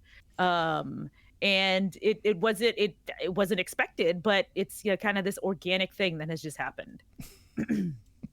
Yeah. Even like Feathered Phoenix, who was always so like sweet and maybe a little snarky from time to time, but when that wheel comes out, sometimes she becomes like she's like leading the pitchfork crew. Yeah, you don't know Feather Phoenix like I know Feather Phoenix. Then. Right. Like the Phoenix that I met originally on your stream when I first started watching you, to the one that ended up like pitchfork out, wanting to throw everyone overboard. That is, so there's things like that I have truly enjoyed because it's so organic, right? You don't plan that. You can't plan that. Totally. It's so much better that it just happens like that. And that's the fun thing when stuff like that happens on your channel, and you can run with it, right, and you can create something from that. Right, like your eggs. Like where did the eggs come from? Is it become the juggling? Is that what it is? Yeah, it came from the juggling. Literally. Okay. Because lockdown happened, I couldn't stream from the workshop. I had to find some random content while streaming from here in the spare room. I'm like, I used to juggle stuff. All of a sudden, I'm like, I've got some eggs. Let's put them as an option. Right. But they're adorable. It's adorable, right? It's adorable. Yeah, and that's and that's how exactly how things just happen on channels. And it's these sort of things that people it's that thing that people come back for because they enjoy that kind of random fun. Right. And when people like yourself that are using that mutant balloon animals, we won't get into mutant balloon animals, sorry, I'm a llama. We won't get into that at all. This isn't about me, this is about Calamity. But I'm loving the mutant balloon. We made balloon animals. Like that. But yeah, so when you've managed to create your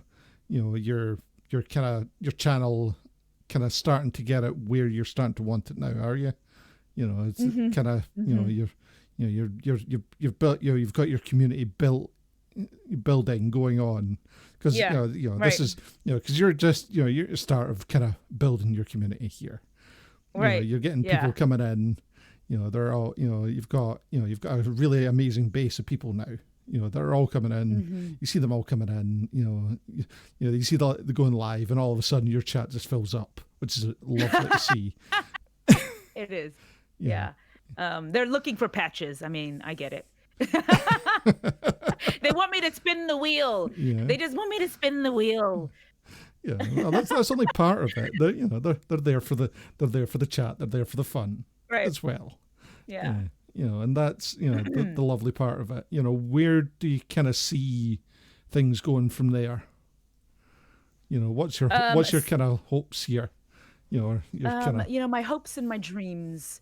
Like if we're talking about like the sky's the limit, right? Yep. And I could have whatever it is I want. And the goal, one of my other goals is, for me, the moment that I realized that there was a making and a crafting community here on Twitch, because I started out watching Twitch a few years ago, because I'm a casual gamer, so I started following a lot of different gamers that were playing my game, and started really looking into that. But also in my previous gig, we started looking at Twitch very seriously as well, because we started getting into the online gaming portion of building games that for casinos that they could have on their website that would be linked to their floor somehow. But we were looking at Twitch as kind of a trying to understand how that could potentially work into what it is that we were doing, or if there was anything there, right?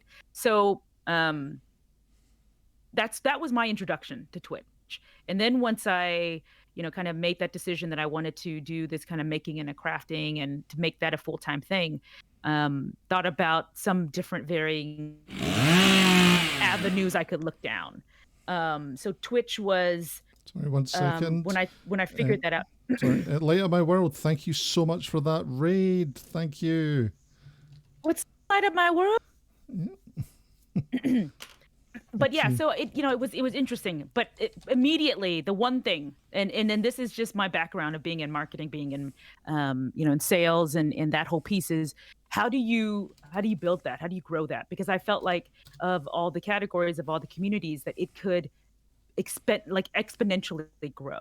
So one of my goals personally is to, whatever I can do to help that. So whether that is to bring in some lead generation, how do I get more folks in, right? How do we build the community that is there, the good base that is there, and where are some overlaps in other communities that we can go to within Twitch? But then how do you look beyond that, outside of Twitch? How do you get folks that, like a part of most of my family that don't even understand what that is? So if for my channel specifically, my goal is to use it as a vehicle, as a if I could bridge that somehow, if there was any way that I could do that. How that is, I don't yet know. I just know that I would love to be able to be and help this community with that as best as I could. I don't know what that means. I just know that that's kind of how I'm now moving this channel, is that it's a forum, and it is a way in which we can try to get attention for the entire community. So that in the best way I could explain it, that's in my head jumbled all the time, that's one of the things. Yeah, and that's that's a lovely way of kind of looking at how your channel growth could be used, and I hope that is a future for your channel, because makes and crafting could so benefit from people like yourself showing the world what amazing people are on this channel, on this category. Yeah, and yeah, right, because I mean, I'm going to tell you, like, I look around and there's some amazing shit being done, and I'm humbled by it, right? So I would love to be able to let the world know, because the world needs to know what's going on. But to do that, it takes a little bit. It takes the entire community coming together to make that happen. Yeah. But yeah, that's kind of what I would love to be able to take. At least one of the things I want to do with this channel is that. That's what it's turned into for me. And and you're already becoming one of the hubs for people to go to. You're definitely a hub for people. Where Wow. people see you and go, yeah, they want to be there. And that's She's gonna make me do something. no, no, not quite. But people are folk will stop by and say hello, at least. And Yeah. that's the so it's a place where networking can happen. People will stop Yes. by, and you can create that community. And that's and so if there is that one person that needs that push or whatever, you're in that position of going, oh, look at this person, and also if you can push your pushing yourself through that glass ceiling that is the Twitch, the Twitch glass ceiling that they've made for us, There is. unfortunately. Yeah, everywhere I go, there's some sort of glass ceiling, guys. I mean, I thought I could get rid of it after leaving corporate America, but I guess not. So yeah, that we're trying to push through that ceiling, right? And it's definitely, for me, it's about, if everyone succeeds, you will succeed. It has to be a community effort. Oh, yeah. It cannot just be that there are a few people at the top. It's got to be all of us, right? yeah. So I see it as, if if 20 is successful, if you're successful, if diorama, all of us, right, then it feeds in, and it helps everyone.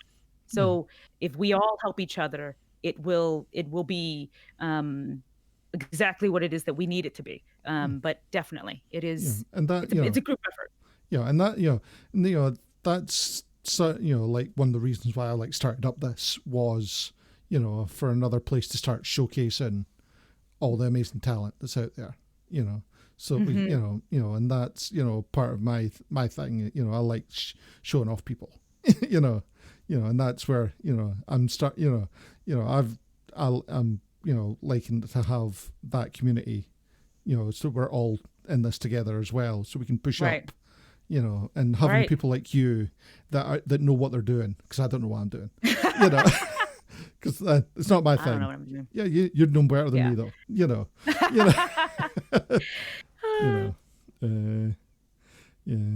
Here's a question. We want to share Twitch Creative with the world. Do you think that damage the very close community we have formed? I want to get everyone to know on Twitch, but at the same time, I don't want to share this special place.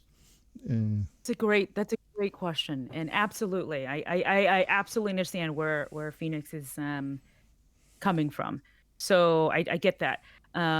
What I will say is, I look at it on the other side, is that there is such an amazing, warm, and creative community that is here. But if we could imagine that we're only scratching the surface of what beautiful people that are out there that we don't even know about, that we could grow and learn from, that they can grow and learn with us. So that's how I would look at that, is that, yeah, absolutely. We're going to, there's going to be maybe some bad eggs in there sometimes, but that's just the way that it is. But in general, my hope is that there is so much that goodness that we could bring in here that we don't even know exists, right? So that's the way that I would look at that piece of it.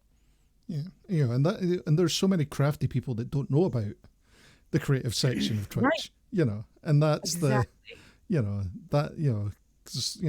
like how did you come across the creative section of Twitch? How did you find out about it? It was when I finally made the decision that I was going to do my own thing and not go back to work.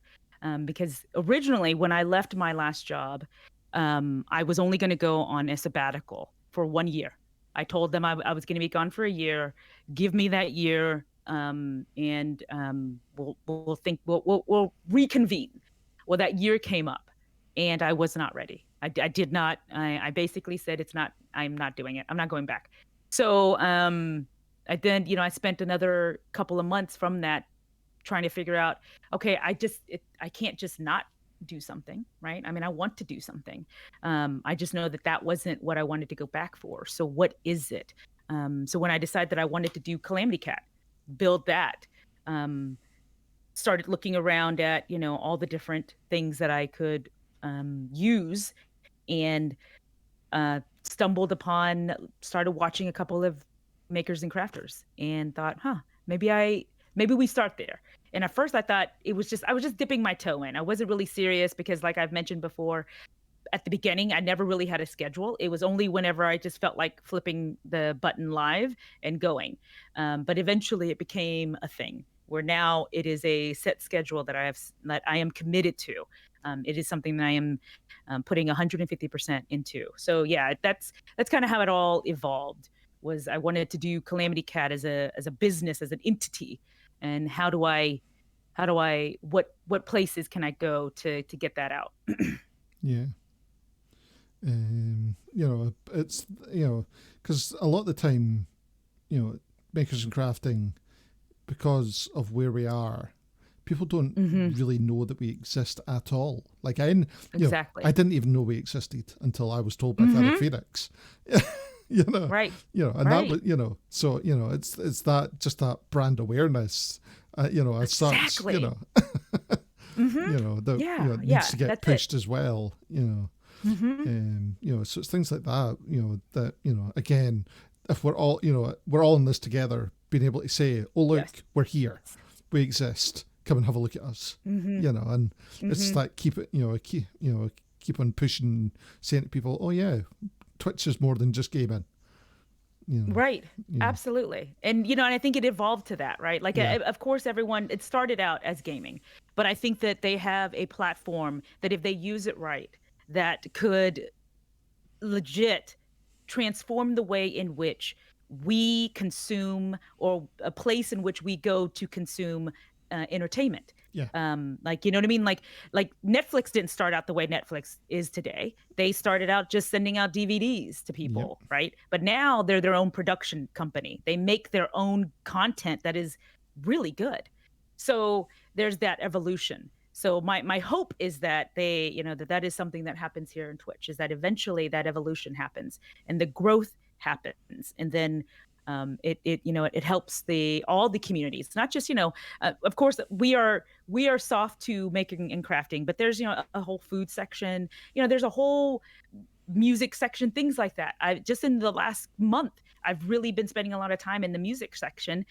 Thank you, Saki, for all of and finding a lot of cool people and a lot of cool music that for a while I didn't know even existed out there. Yeah, there's so much creativity on Twitch, as such. Like it used to have the creative channel, just the creative channel, from from my Twitch history that I've learned, before, in the before times, and then it got all split up, right? And which made it even harder to find things, because before it was just all together. You had music and crafters and artists, all just mixed together. They were all just all together, and then they went, no, makers and crafters over here, artists over there, music's over there. There. Yeah. And then, it created this different dynamic where makers and crafting was just kind of redheaded stepchild just over there. And then, art was like, oh yes, art, you're the, you make all the emotes and things.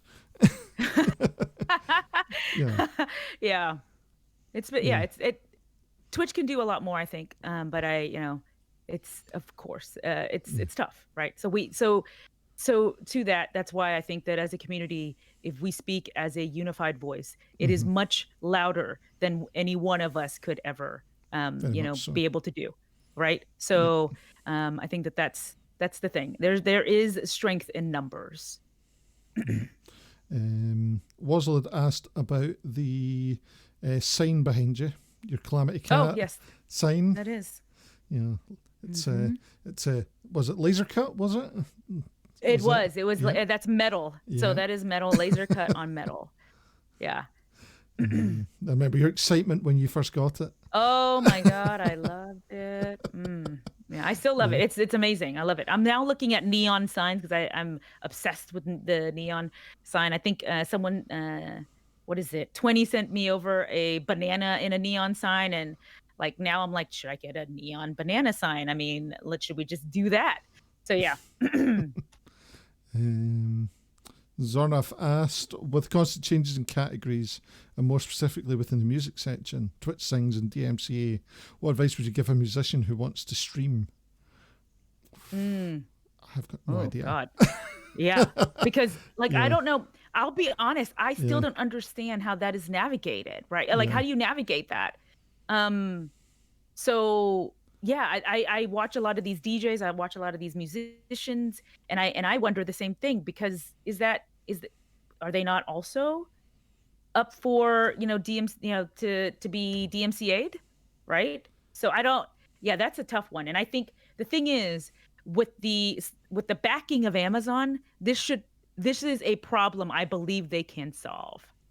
The issue is, I don't know if it's a problem that is at the front of what they want to solve. I think they're just doing a lot of band-aids to appease the community, but I don't think they're really looking at the root of the problem and figuring out, how do we use the power of what we have behind us to come up with a solution? Because there is the solution there. There's got to be. You don't become as big as you are and purchase a Twitch and not have some sort of, tools at your, disposal, what the fuck is that? Disposal to use, right? So I think about that too. And that makes me angry, because they can absolutely fix this problem. They're just not looking at the problem. Yeah. They're band-aid, like putting band-aids on it. Yeah. If they invested in it like how YouTube invested in the music, so like their whole DMCA stuff, then they would not be having the same issues,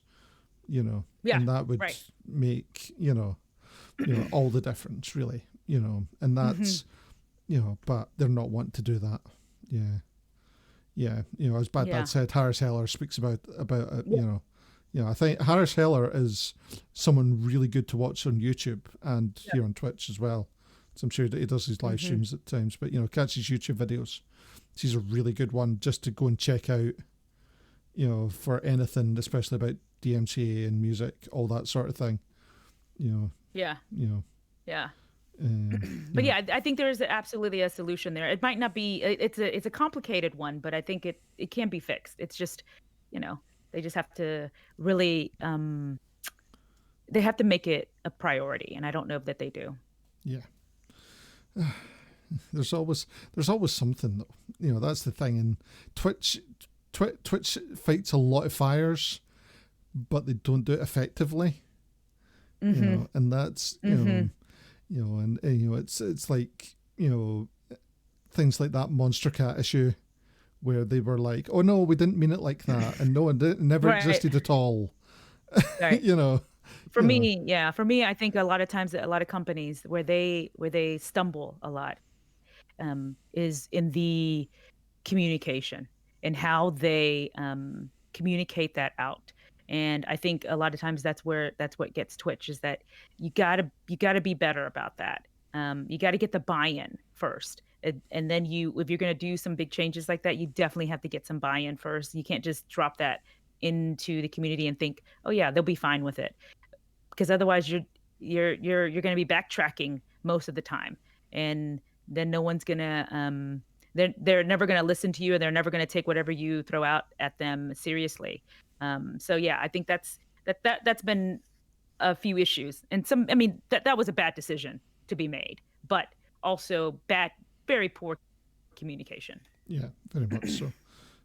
As much as Twitch are good at times, they can't we can't always badmouth Twitch, because they give us a good platform. No, because it's an amazing platform. The platform is ingenious. Yeah. Like when I first found Twitch, I just thought, wait, we're just sitting here watching someone play a game? Like that's it? Like that's the whole thing? And I didn't get it for the longest time, that was a thing.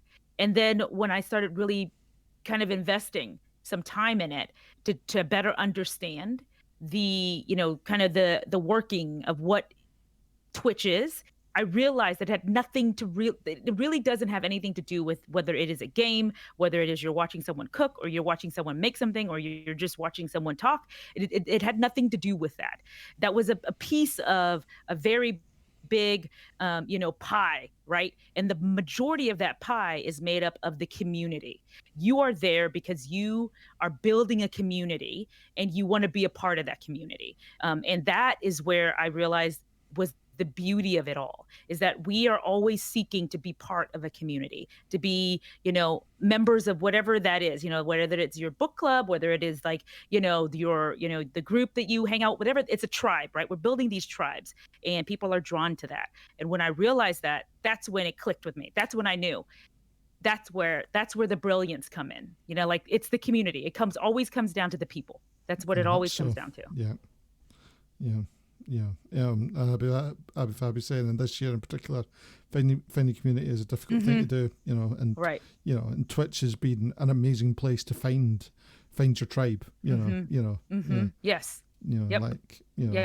It's been where I've found so many good friends, this if you would have year. said to me, hanging out with some of these folks outside of stream, like, on a Discord chat, I would say, be quiet. That's not going to happen. Yeah. But it does happen. It does happen. Yeah. Yeah. It's been, it's so amazing to actually go, I've got, speaking to people, a friend that, all the way over in Australia, you're chatting to them and you're like, and like, they're more of a friend than someone that's down the road for you at times, like, right. Yeah. Yeah.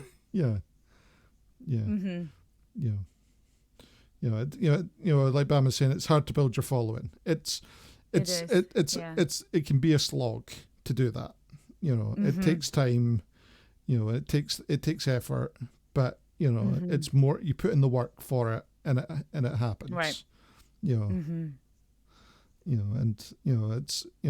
It's one of these things that, you just got to persevere a lot of the time, because, like for both of us, it's taken a long time to kind of get our numbers to where they're at. Because like, you're,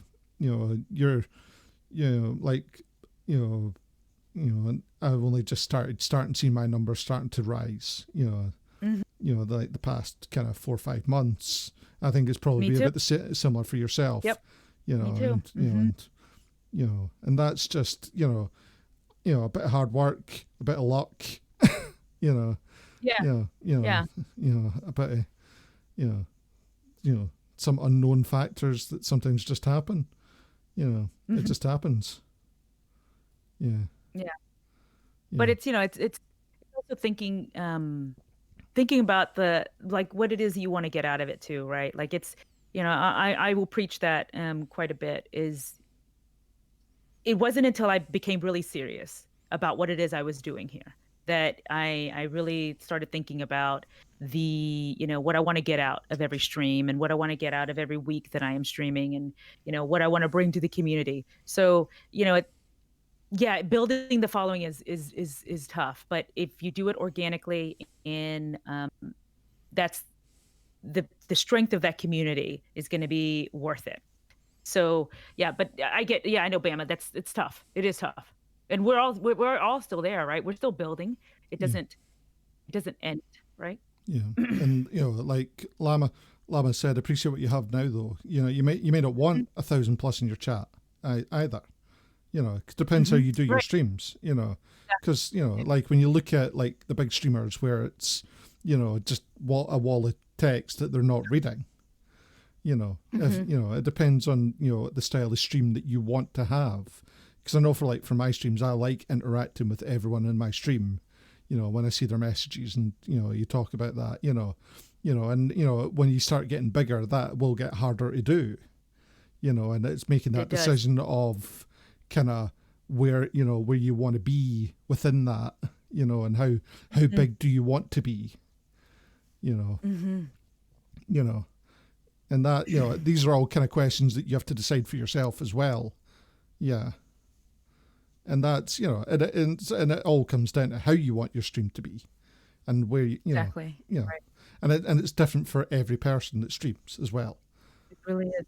It really is. It's a different, it just depends on what your goals are for what you want to do. And then you can absolutely still have a very good community if it even, with, thousands of people. Right. Yeah. I believe that it can be done, and it has been done. Oh yeah. So I just think how you how you approach that and what it is that you really kind of want. But yeah, it's tough. Because I will say I do feel bad sometimes when there are days when I absolutely miss so many messages because it's it's coming through and I forget. So sometimes I'll message people afterwards to say sorry, I did not mean to miss that. But it's it's a balance. Mm-hmm. But the thing is though is that the chat in your stream goes so fast, but a lot of it is other chatters chatting to each other as well. That is a great point, Laser. Yeah. Yes. And that's been encouraged in your stream, and that folk are talking to each other and doing stuff, and it's not everyone just talking to you.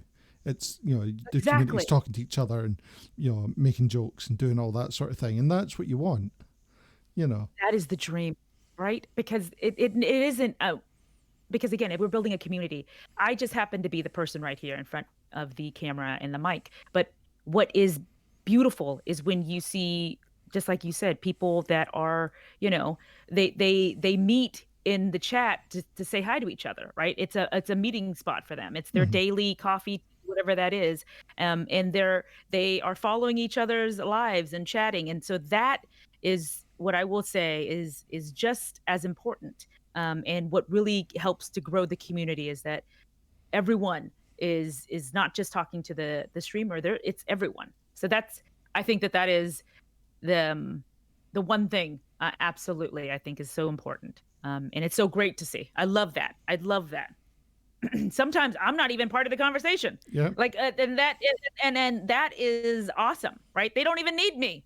I'm just a monkey over here making my patches. Yeah. And so I love that.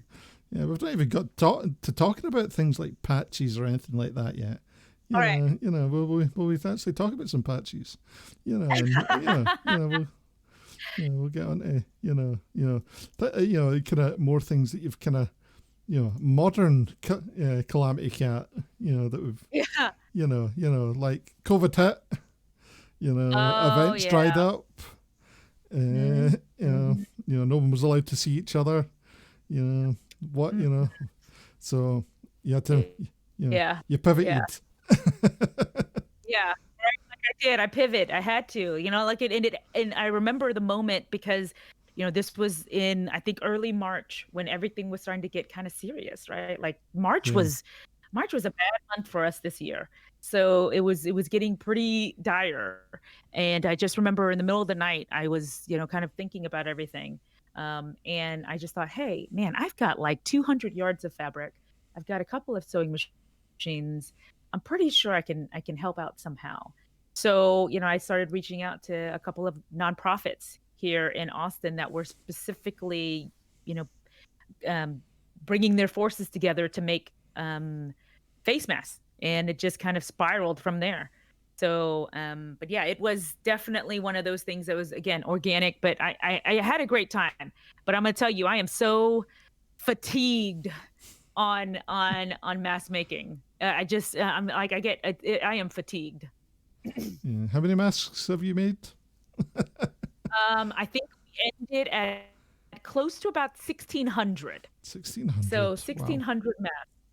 It's a lot of masks. It is a lot. It is a lot. It's a lot. Like I think the stretch goal was to get to 2,000, but I'm going to tell you, like, sometimes when you get to that point, you just can't imagine doing just any one more. Like, you're like, you know what? 16 is good. We're good. Yeah, 1,600 is good. Yeah. That's also all elasticated, all the things that had to be done for that. That's a lot of work for each mask, really. When you saw you making them, it wasn't just, you put in a lot of work on them, Yeah. So, but it was a great experience because through that, I was able to meet a lot of cool folks as well through the nonprofits that I volunteered for. And then, I actually, one of them just asked me if I could sit on the board. So I am now a board member for one of the nonprofits that I helped out. So it kind of all just spiraled in together, right? And that's like the great thing about when you start doing one thing, and all most of the time it leads to something else down the road somewhere. Especially doing things like that when you're giving up your time to do something altruistic like that. Right. And that's the You so, don't expect it. yeah. So I'm just reading this one. It's Blue Moon. One of the reasons you got a bit stuck in here was the sense of familiarity and community. Seeing the regulars following up on the project someone was making, banana jokes. It's like coming back home. See, That's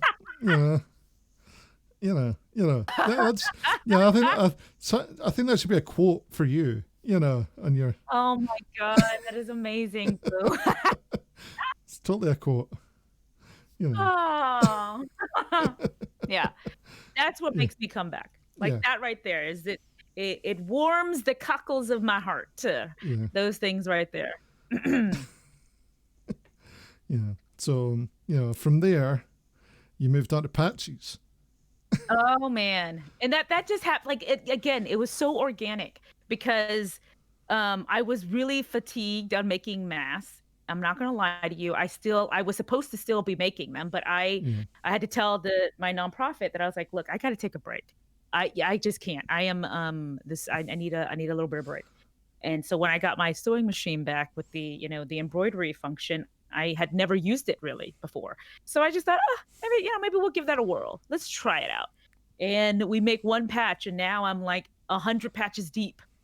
And now, and then we started and the whole thing about the wheel and giving patches away was when I first started making them, they weren't very perfect. So I wasn't going to do anything with them. I was just going to probably put them aside somewhere in a box. But I think it was Breezy Lady Bee who said, hey, why don't you just raffle them out? And I was like, you guys would want this? And she's like, yeah, let's do. And that's literally how it all came about, was that I started making them and testing them out. And these were like test patches that I wasn't going to do anything with. And I had to figure out a way to give them out. And so I found the Wheel of Names, and that's history. Right there, angry wheel. The angry wheel comes out. Look at the chat's going mad about wheels and patches and. Oh God, yeah, like a whole thing started, but it's been fun. I really like it though. It's been really fun. And I have not. Oh my God, Seskima, I should do that. I should do an eye on a patch. No, Seskima's in with the puns now as well. It's all go in that chat. It's all go. But yeah, so that's how it all came. So things like that happen. It's all very organic and it's very fun. And then it's something that it all comes back to the community. It's that running joke or that running, piece that they share now, right? Everyone knows when people start screaming spin or patches it's a whole thing that has been not built. Here. Or not here. Like even before the wheel even stops, things like that are just those are what I call they go into the gold. Yeah, so we love it. I love it. Rigged, yep, that's another one. Yep, rigged. Tinder BD, thank you for the follow. This from Feathered Phoenix, pitchforks, torches, pitchforks and torches here. Oh no, we've just had 1010 follow as well. 1010's now follower. Oh, 1010 is here. Yeah, no, it's been fun though. Things like that, right? That I greatly am having a good time with, because it's content that you don't ever expect that's where you would get it from, but then once it's there, you can't imagine not having it, right? Yeah. So, yeah. Thank you guys for all that. Yeah, it's as we say, it's an integral part of your stream now. Yeah. I've made emotes for the wheel and the banana. Yeah. And everyone really loves it. Yeah. I'm having a good time with it too. Like, and so I'm trying to think, what White Wolf made a joke. Well, what's the next thing after patches? Like, and I'm like, I don't know. But we'll, it's always evolving, right? Yeah, you just have to go into that craft store that's on the other side of your house and pick something else out. And we'll see what randomness you'll come up with next. Right. Because you've got something in there that you've got already that you'll figure something out with. Right. Yeah, it's supposedly 1010's not welcome at yours or 29's anymore, so he's got to find a new home. You're very welcome here, 1010. You're very welcome here. Okay. Here's the deal. Right. Incoming! Oh, Hey, Bill, got- make sure. What's up? welcome in, Build, Make, Share. Thank you for that amazing raid. Welcome in, welcome in. It's a raid. What an amazing raid. Guys, if you're not already following Build, Make, Share, I don't know why you're not. 'Cause amazing. I can't even speak now. Maker does cool forging, making knives, making all the cool things. So we'll give him a follow. Hope it all went well.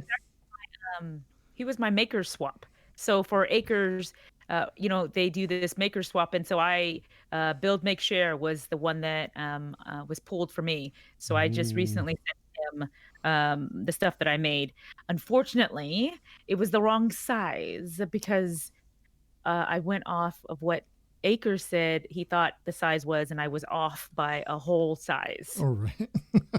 Yeah, because I wow. made him a custom with his logo embroidered jacket. Oh, that would have been looking amazing as well. But yeah, and then once I found that out, I was like, oh no. So yeah, I was like, I'm sorry. I'm sure it's giant, but maybe you can do a giveaway with it. Oh, but yes. Oh, but thank you so much for that amazing raid. We're currently chatting with the awesome Calamity Cat all about patches mainly. Because everyone's obsessed with them. It is. So the reason that 1010 says that he is not welcome is that yesterday in 20 stream, I timed him out because he was being 1010. And normally when I'm streaming, I can kind of miss some of the messages, but yesterday I thought I'd be funny and time him out. But then I clicked too many buttons and I timed him out twice, and then I couldn't untime him out. Oh no. Oh no. I'm a terrible mod. I don't know the commands. I just press buttons. Yeah.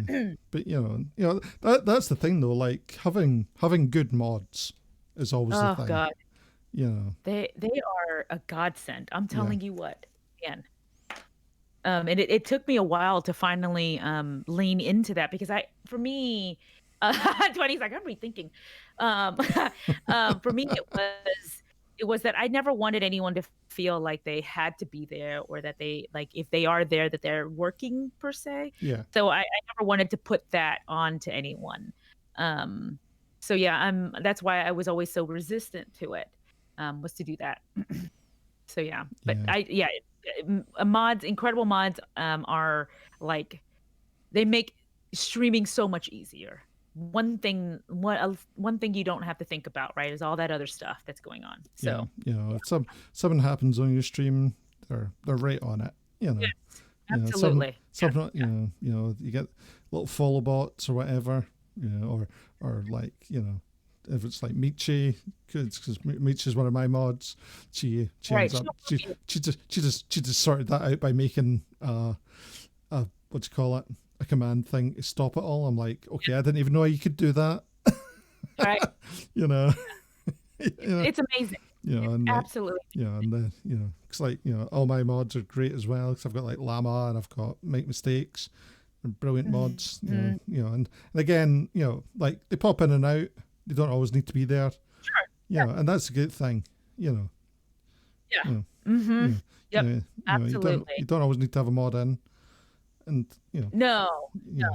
And then what I found is and this is probably just my corporate background that comes shining through, is that I have I wanted to divide all of the duties so no one felt like, hey, I have to be there every time. So I've divided them up to like my operational mods, my mods that are more about social, about being more in chat, and then my enforcer mods, and then my technical mods. So they're all in buckets. So then they know, hey, this is the piece that I can help with, right? So it doesn't feel like any one of them have to carry all of it. Yeah. So yeah, mods make it's so much easier. So you've got a big week coming up. I do. Yeah, we all do. Yeah, we all do. Oh, there's so much coming up, but you've been like spearheading this. What's funny is, again, how this all started was Starlight Children's Foundation. They reached out to me. I'll be honest, I don't know how they found me. They mentioned watching me do I did a charity stream over the summer for the was it in August? I did one in August for raising money for the kids in my local schools to get supplies and materials to make masks for kids going back to school. So I did one of those charity streams, and it was really fun. I had a great time doing it. But they reached out to me and said, "Hey, would you be interested in participating in our Starlight for Children's Foundation?" And I really didn't know much about them. And normally I'm pretty. I'd like to get to know you a little to know if I'm gonna be putting my time into what it is that you might need me to help with. So I did some research on them. They seemed to be really good charity. But then when I talked to Black Apple Cosplay and I mentioned it, and she was like, "Oh, I volunteer and I give money to them every year." She was so passionate about it that I just knew. I was like, "Okay, well then let's do this." So I went back to them. I said, "Hey, I would love to help out. Could I bring a couple of my friends with me? Could I bring some of my streamer friends along?" And they were like, "Yeah, absolutely." So when I went back to them and said, "Yeah, I think I've got about 90 friends that are in this bus with me. So I think we're going to be doing that." And it was crazy. There was no intent to make it as expansive as it was. I just threw it out there, and everyone was so generous and wanted to take part. So yeah, that's how it all kind of started. Was that I do not believe that they thought for a second that when they asked me that this was going to be a thing. Yeah, and then, like everything Calamity touches explodes. All the friends. Yeah. Yeah.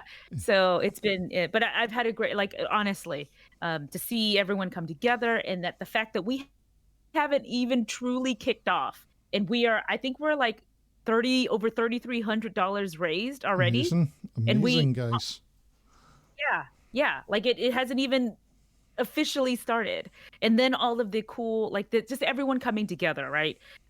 Either giving some cool giveaways that we could raffle off, giving all their time to this, so it's been definitely I'm very appreciative, especially for to DJ and to Black Apple, and to all the folks that were helping to organize this, because it is a thing. It is a thing. Yeah, you can. You've all been putting in so much work to get schedules put together. Get people who's raiding who, all that side of things.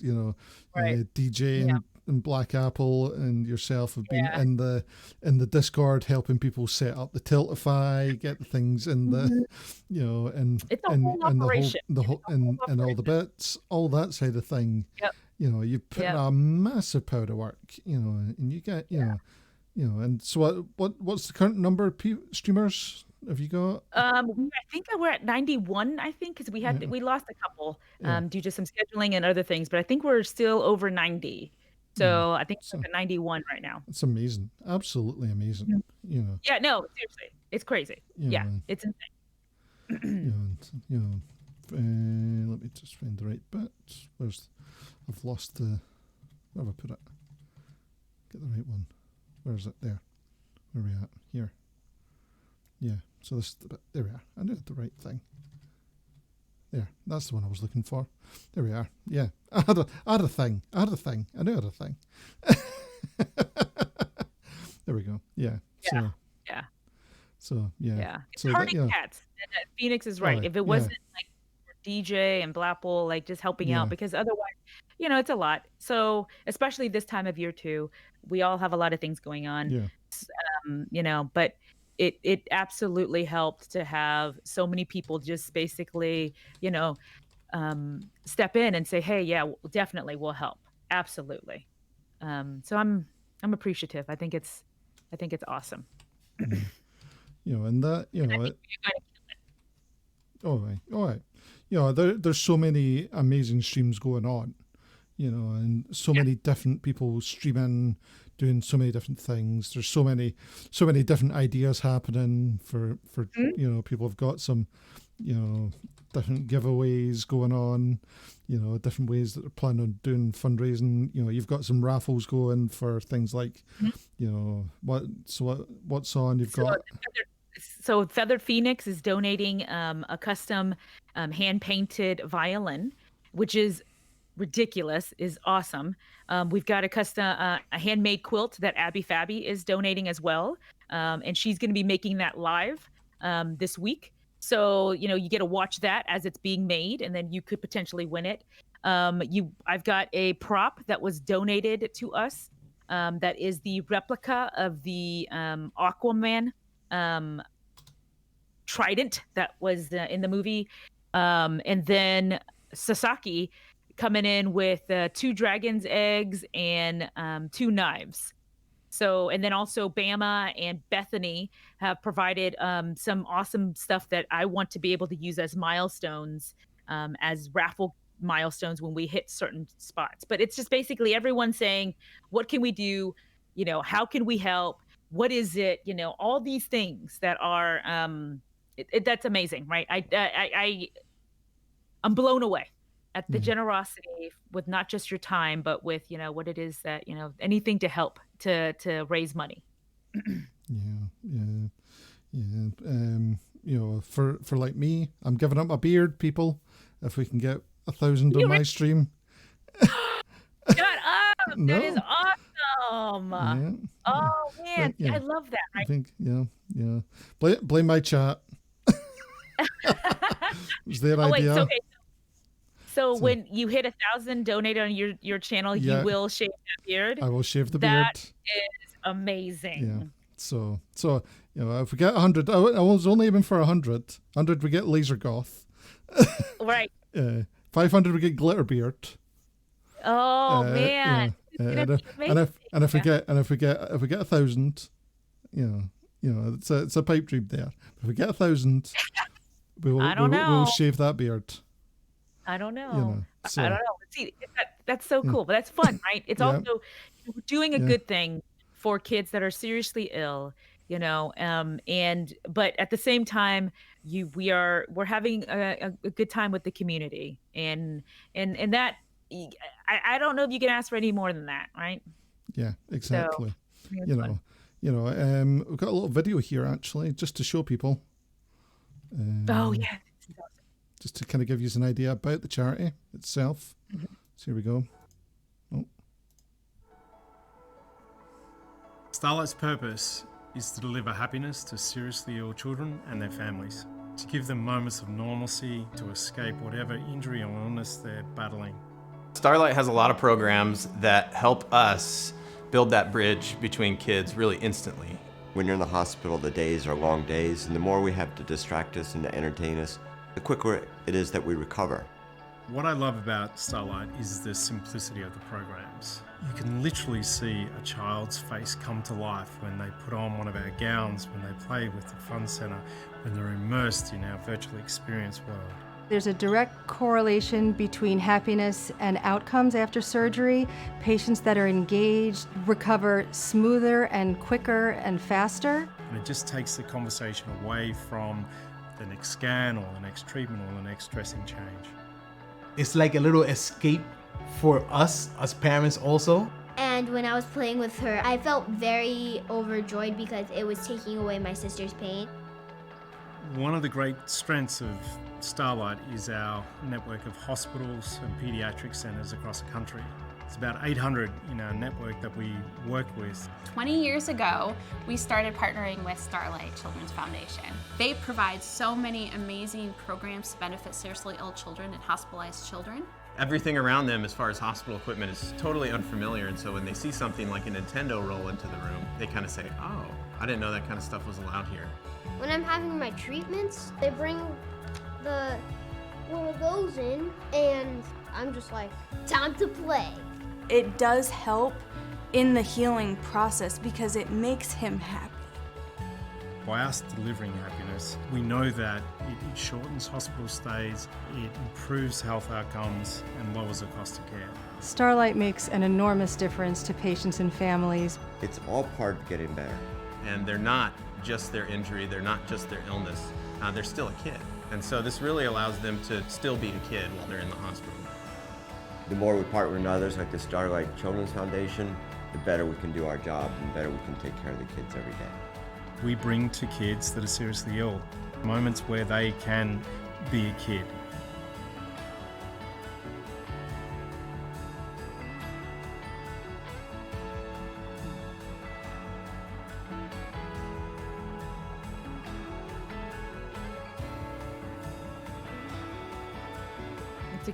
It's a great cause, right? Oh, such a great cause. What they do is so important, because as much as, these kids are going and getting their treatments and stuff, and the doctors are doing an amazing job, there's so much room for all these extra therapies, that they're providing, because this is a therapy, as much as people go, they're just playing computer games or, play with things, there's so much benefit to that, because, it's a bit of normalcy for them. Yes. And, and then, just that, whole kind of mentality that it helps bring to them. Yeah. I just love, that kind of thing, that whole ethos that they bring to it. There's such, and guys, I know that, it's a tough year, not everyone is able to donate, to the charity, and that's absolutely fine. It's also about spreading the message about what they do, so, post the videos, post about what's going on, let other people know what's happening. That's just as good as giving money, because if, you raise awareness, about what, how good this charity is, they're just as highly appreciative of that as they are of the money, because as long, if someone else sees it and goes, wow, I've got money that I can give to it, that's what's needed. So, if you're saying, I can't, I'd love to be able to afford to give, but it's Christmas. I've got family. I've got to do that. We totally appreciate that. So, never worry that, that you can't give, because you can give in so many other ways. Oh yeah. Yeah. And we all know how important social is, right? So we are basically agents that can help them deliver that social message. So that is invaluable. So yeah, just that alone and that's what I've been saying, is that I know it's tough. But just spreading the word on what it is that they do is huge. Yeah. Everyone's all tearing up in the chat as well. I know. It's one of those. It's hard. Yeah. Right. So we've got a couple of questions that we've always got to ask on this stream. First of all, we've got to drop them first, but what is your favorite DOOTNOOT? Oh man, God, that's so good. So I will say there's something that cannot beat just the plain donut sometimes, when you just the purity that comes from a plain one. Like there is brilliance in that. But I will say my favorite is going to be like an eclair type of donut, right? That works, has a little bit of chocolate. Yeah, that to me is probably, I will always head towards that aisle is that one. For the eclair. Yeah, that's fine. Yeah. So we've had churro. Churro counts as a donut. a DOOTNOOT. So and right, Eclair, right, you're right. Eclair counts as a DOOTNOOT as well. Yeah. Perfect. Right. And then the other question that we've got: can you recommend 3 streamers for the chat to go and visit? These don't need to be your favorite streamers. It's just 3 people you think you should go and check out. Well, so here's the thing. This is a tough question. Yep. Because I think that this is It's really the hardest. Yep. the hardest. Right. I've been thinking about this, and you're asking me to pick my favorite child. I'm not asking you to pick favorites. It's 3 people that you should just go and see. So this is what I've done. Yep. This is how I picked this question. Is that I've broken it into categories and groups. Okay.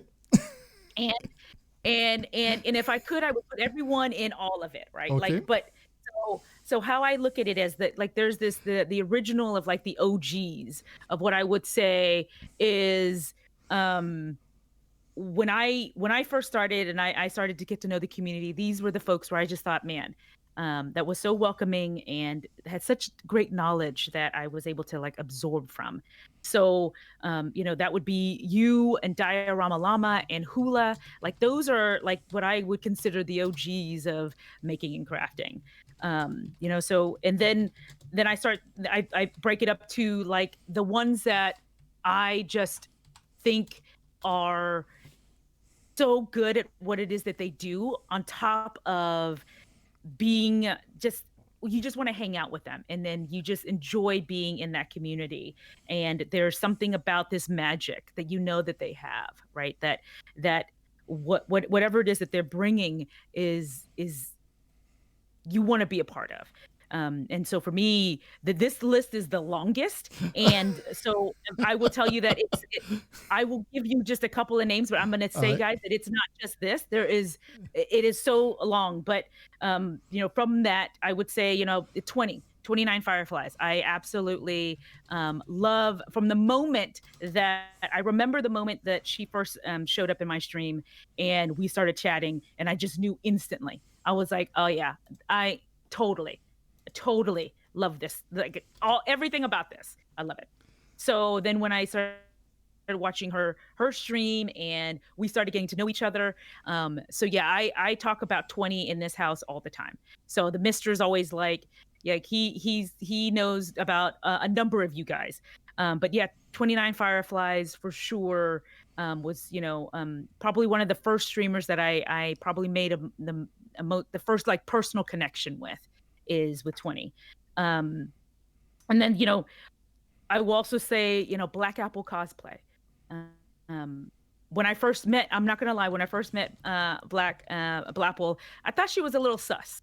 And I tell her this, I joke with this about her all the time. It's like, I wasn't sure. Like, I wasn't, because sometimes I couldn't, some of the sarcasm I couldn't get. But the thing about it is that she's got this, she's just this heart of gold, right?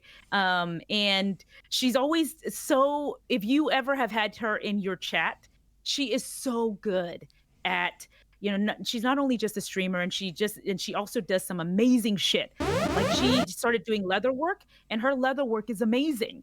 And, she just has this natural talent. But what I think that is so awesome about her is the ability for her to rally a community together. Like, anytime she's in a chat, most likely you're going to want her to be your mod, because she's just that good. She is so good at navigating that. So for me, it definitely, I really have enjoyed getting to know Blapple. And she's also someone that I've definitely gotten close with. And then there's just, there are what I say are kind of the fan favorites, but also the up and coming that I think is just gonna to blow up. For me, that's gonna be Sasaki. He has, the things that he makes are just, the best word I can describe them are just panty dropping. Okay, your panties drop when you see the shit that he brings out, and it's just they're just nice things, and you just know that he's just a cool dude. You kind of want to just hang out, kind of just want to be in his aura. So, I think Sasaki, and I would put Boyd's Custom Fab into that. When I first was rated into Boyd, I think it was with Make Mistakes. I was watching Make Mistakes, and he rated into Boyd. I was like, I don't know about this. I don't know.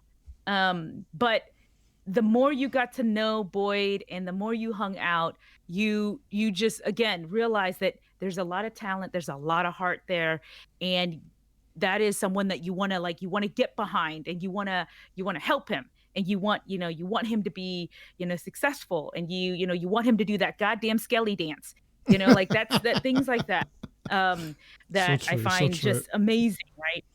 And then of course Lettuce. I mean, that dude. You can't not say Lettuce. Right, like he is what I would say is the ultimate like fan favorite, because you can't help but love Lettuce. There's just there's something just crazy. The energy around him is ridiculous, and you just always you want to fist pump with him. You know that if you're going to be fist pumping with Lettuce, you're going to have a good goddamn time. And I really don't care what it is he's doing on his stream. He could legit read to me the yellow pages, and I'd be like, cool, fine. I'm having a good time. I'm totally good with it. Right? Totally good with it. So there's and I'm going to tell you, there is just so many. I can go on for days just talking about everyone. But I will also say there's a category that I added to this, is like, there are community stars, right? They don't necessarily have to be a streamer, but I believe that they add so much value to what it is that we do, and the making and crafting community that I don't know that they even know the magnitude that they bring. And there's so many of those folks too, but who I will say about today is going to be DJ Jaina, right? She streams as well, but I think what she brings to the community is this kind of she's not always out in the front, but she's always thinking about how can she help. And she has been invaluable into helping to put together this big Starlight event, because if you can imagine, wrangling 90 of you guys can be difficult. And some of you guys are easier than others, okay? So I'm just going to put that out there. Yep. Some of you guys are easier to wrangle than others. But, so I will say that. And then also Super Cow Poop Man. I think some of you guys might know him around. He doesn't stream, but from the very beginning, he was one of the people that, started showing up to my streams before, like when it was just a few folks. And we would have really good conversations. Love Super Cow. Yeah, and he just is this steady, calming voice. And I will say that anytime I have when I'm thinking through something, or when it's something that I kind of want to get another person's perspective on, I'm gonna ask Super Cow. I really liked the position in which that he's not a streamer, but he is very well known within the community. So he definitely is another one that I rely on quite a bit. And then there's Scooby from the very beginning. Also, Scooby Drew has been great in helping me and doing all these things that I couldn't do by myself. And that things like that have also been awesome. But then there's I'm gonna say this, and I swear to God, it's gonna come back at me. But before I get to that name, I will say also a recent person that I believe has been such a big piece of the community, at least for me, and I believe she, from my standpoint, is Mom Socks. I think that she is just so fucking giving, right? So she is. And right, and it's just like I can't I don't know. I'm so grateful that I have finally got to get to meet her and work with her outside of stream, and it's been so helpful. Gotta love Mom Socks. It's much I need to shout at her at times, because she's too giving. Right, so giving. I mean, so giving. That does say something. Has it come back? Are we coming back? I think we're coming back. I think we're back. Are we back, guys? Are we back?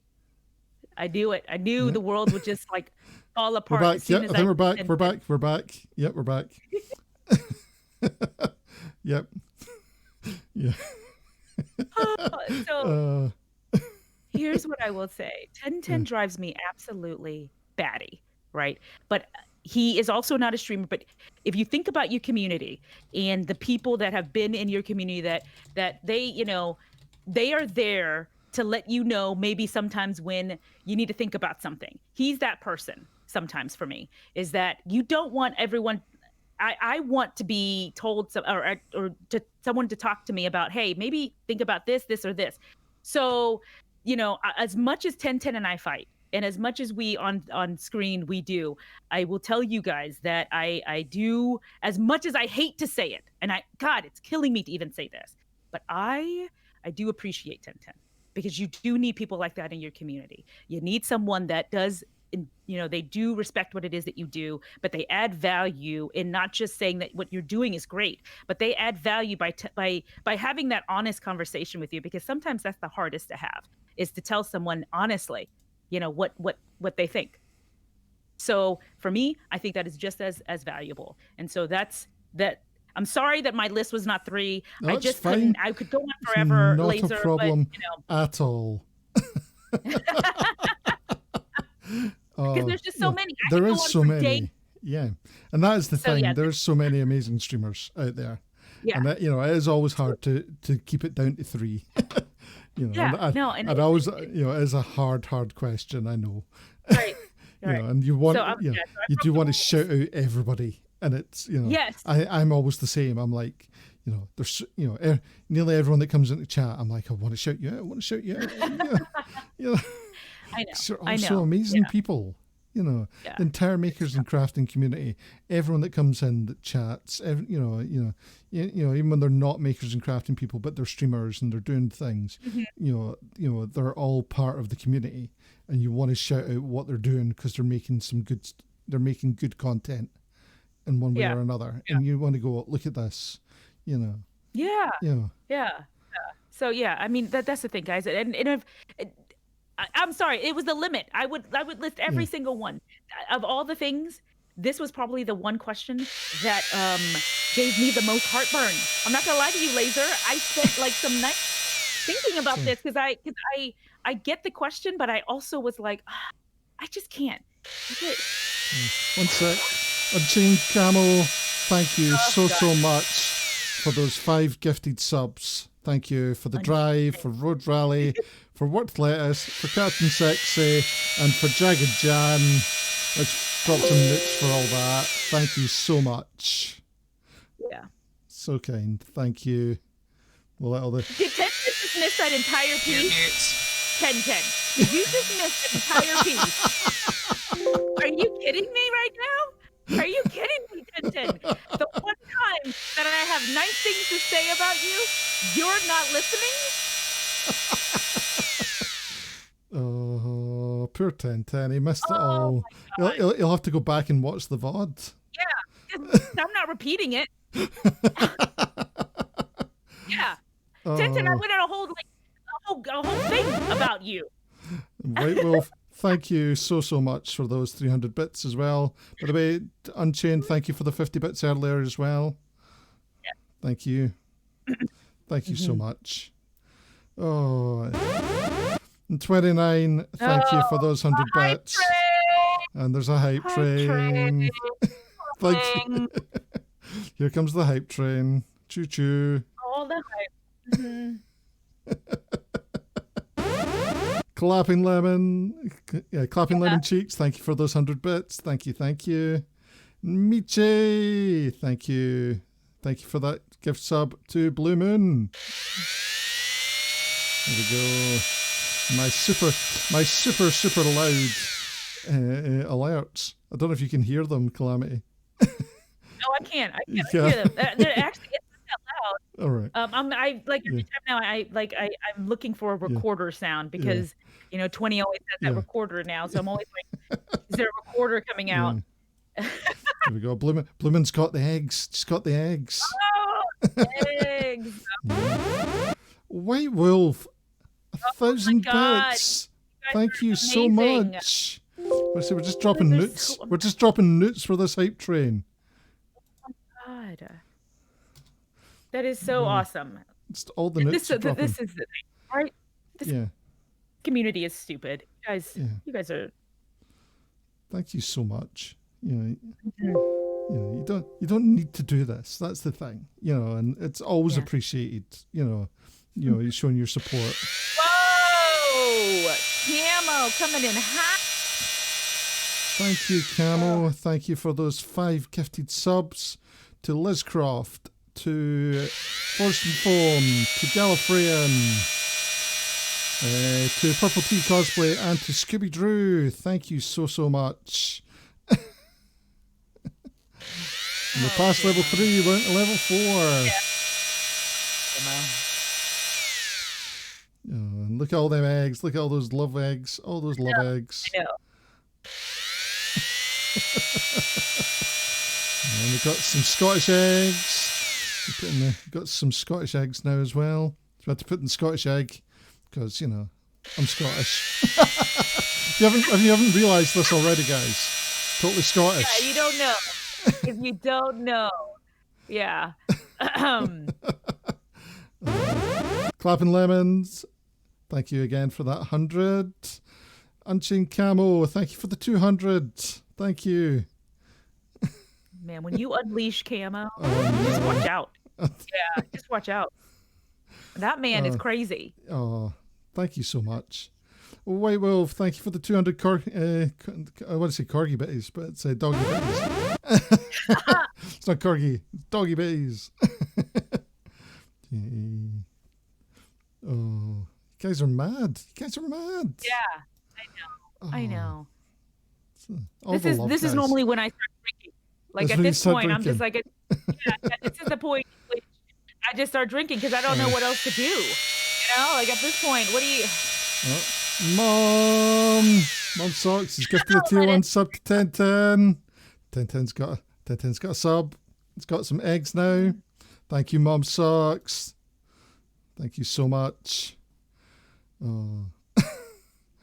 Oh, guys, I'm going to have to go back through all these and find out everyone's names so that I can put you all on the subboard as well. DJ, thank you for those 100 bitties. Thank you so much.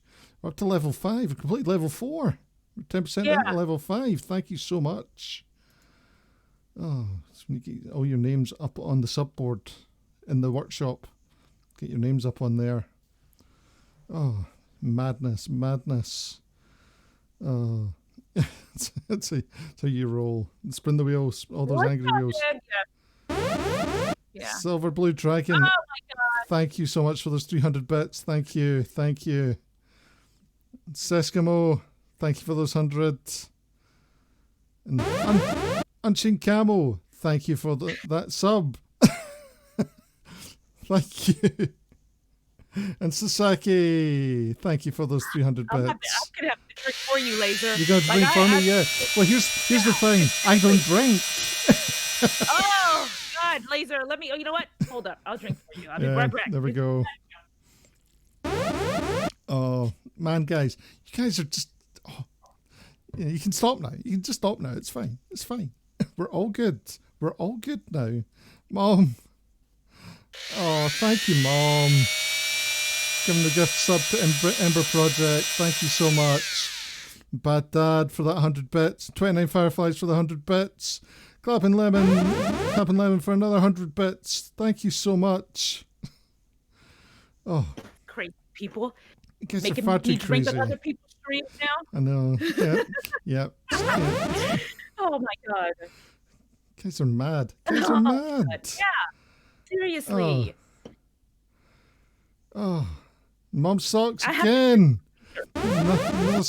Another gifted sub to Bad Dad. Thank you so much.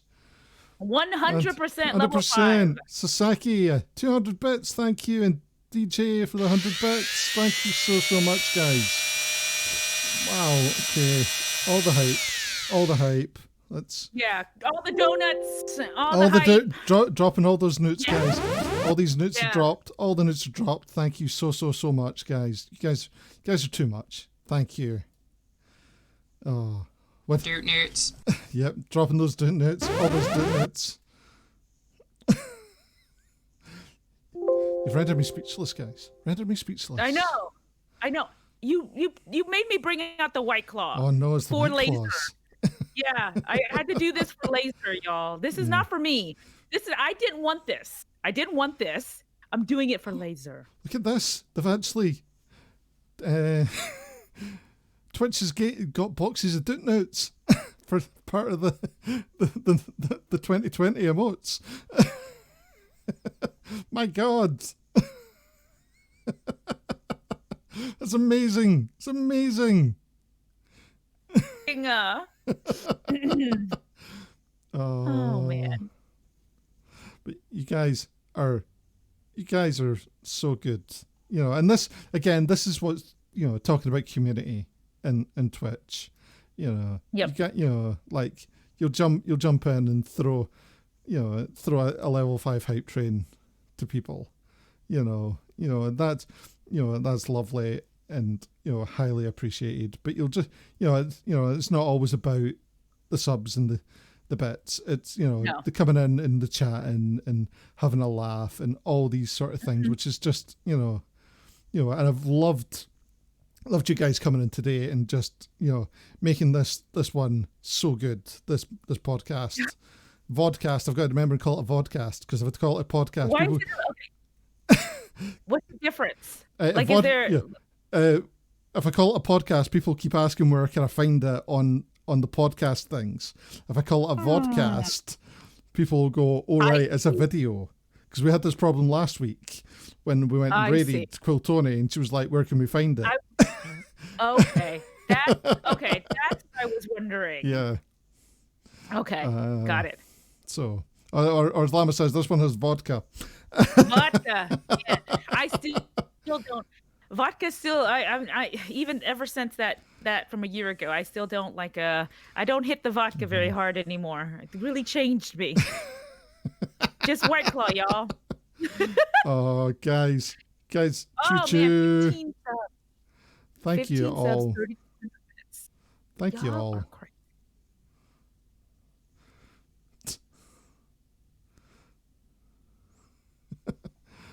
Who redeemed asked question? Did you ask a question with the choo choo there?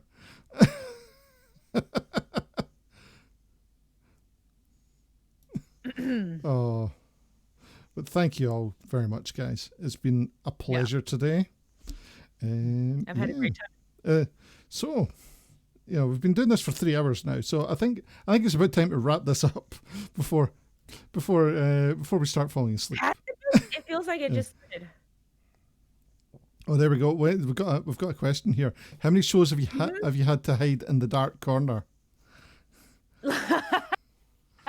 So what I'm assuming is how many VODs I'd had to immediately delete. Is that what you're asking, Camo? Outside of the holiday special one that I had? Surprisingly, that's the question. Surprisingly, it's only been about 3 or 4, where I just felt, that's probably not the best look, or whatever. But it had nothing to do with like vodka. It just happened, to be that was the case. But yeah, that surprisingly, I'm not gonna lie, I'm surprised. But yeah, I tried to keep it within reason. Sometimes you guys push me. All right. Brilliant. Right. So, thank you so much for being an amazing guest today. No, this is awesome. This is fun. This is just like chatting with a friend, right? Totally, guys. If you're not already following Calamity Cat, which I think you all should be, but if you're not, go give her a follow. She's on most days. I am. Yeah, we're going to go and raid Banzai Baby. So we're going to have some fun over at Banzai Baby stream. Let's go and head on over there. Thank you all for an amazing time. Have yourselves a great day. Have a great night. I'll be back on tomorrow. Calamity will be on tomorrow. So many people will be on tomorrow. It's the start of the big stream time. Have fun. Go check it all out. Yeah. So Bye, guys. Catch us all. Let's go. Let's hit that button, guys. 3, 2, 1. Hammer off. And let me hit the stop streaming button.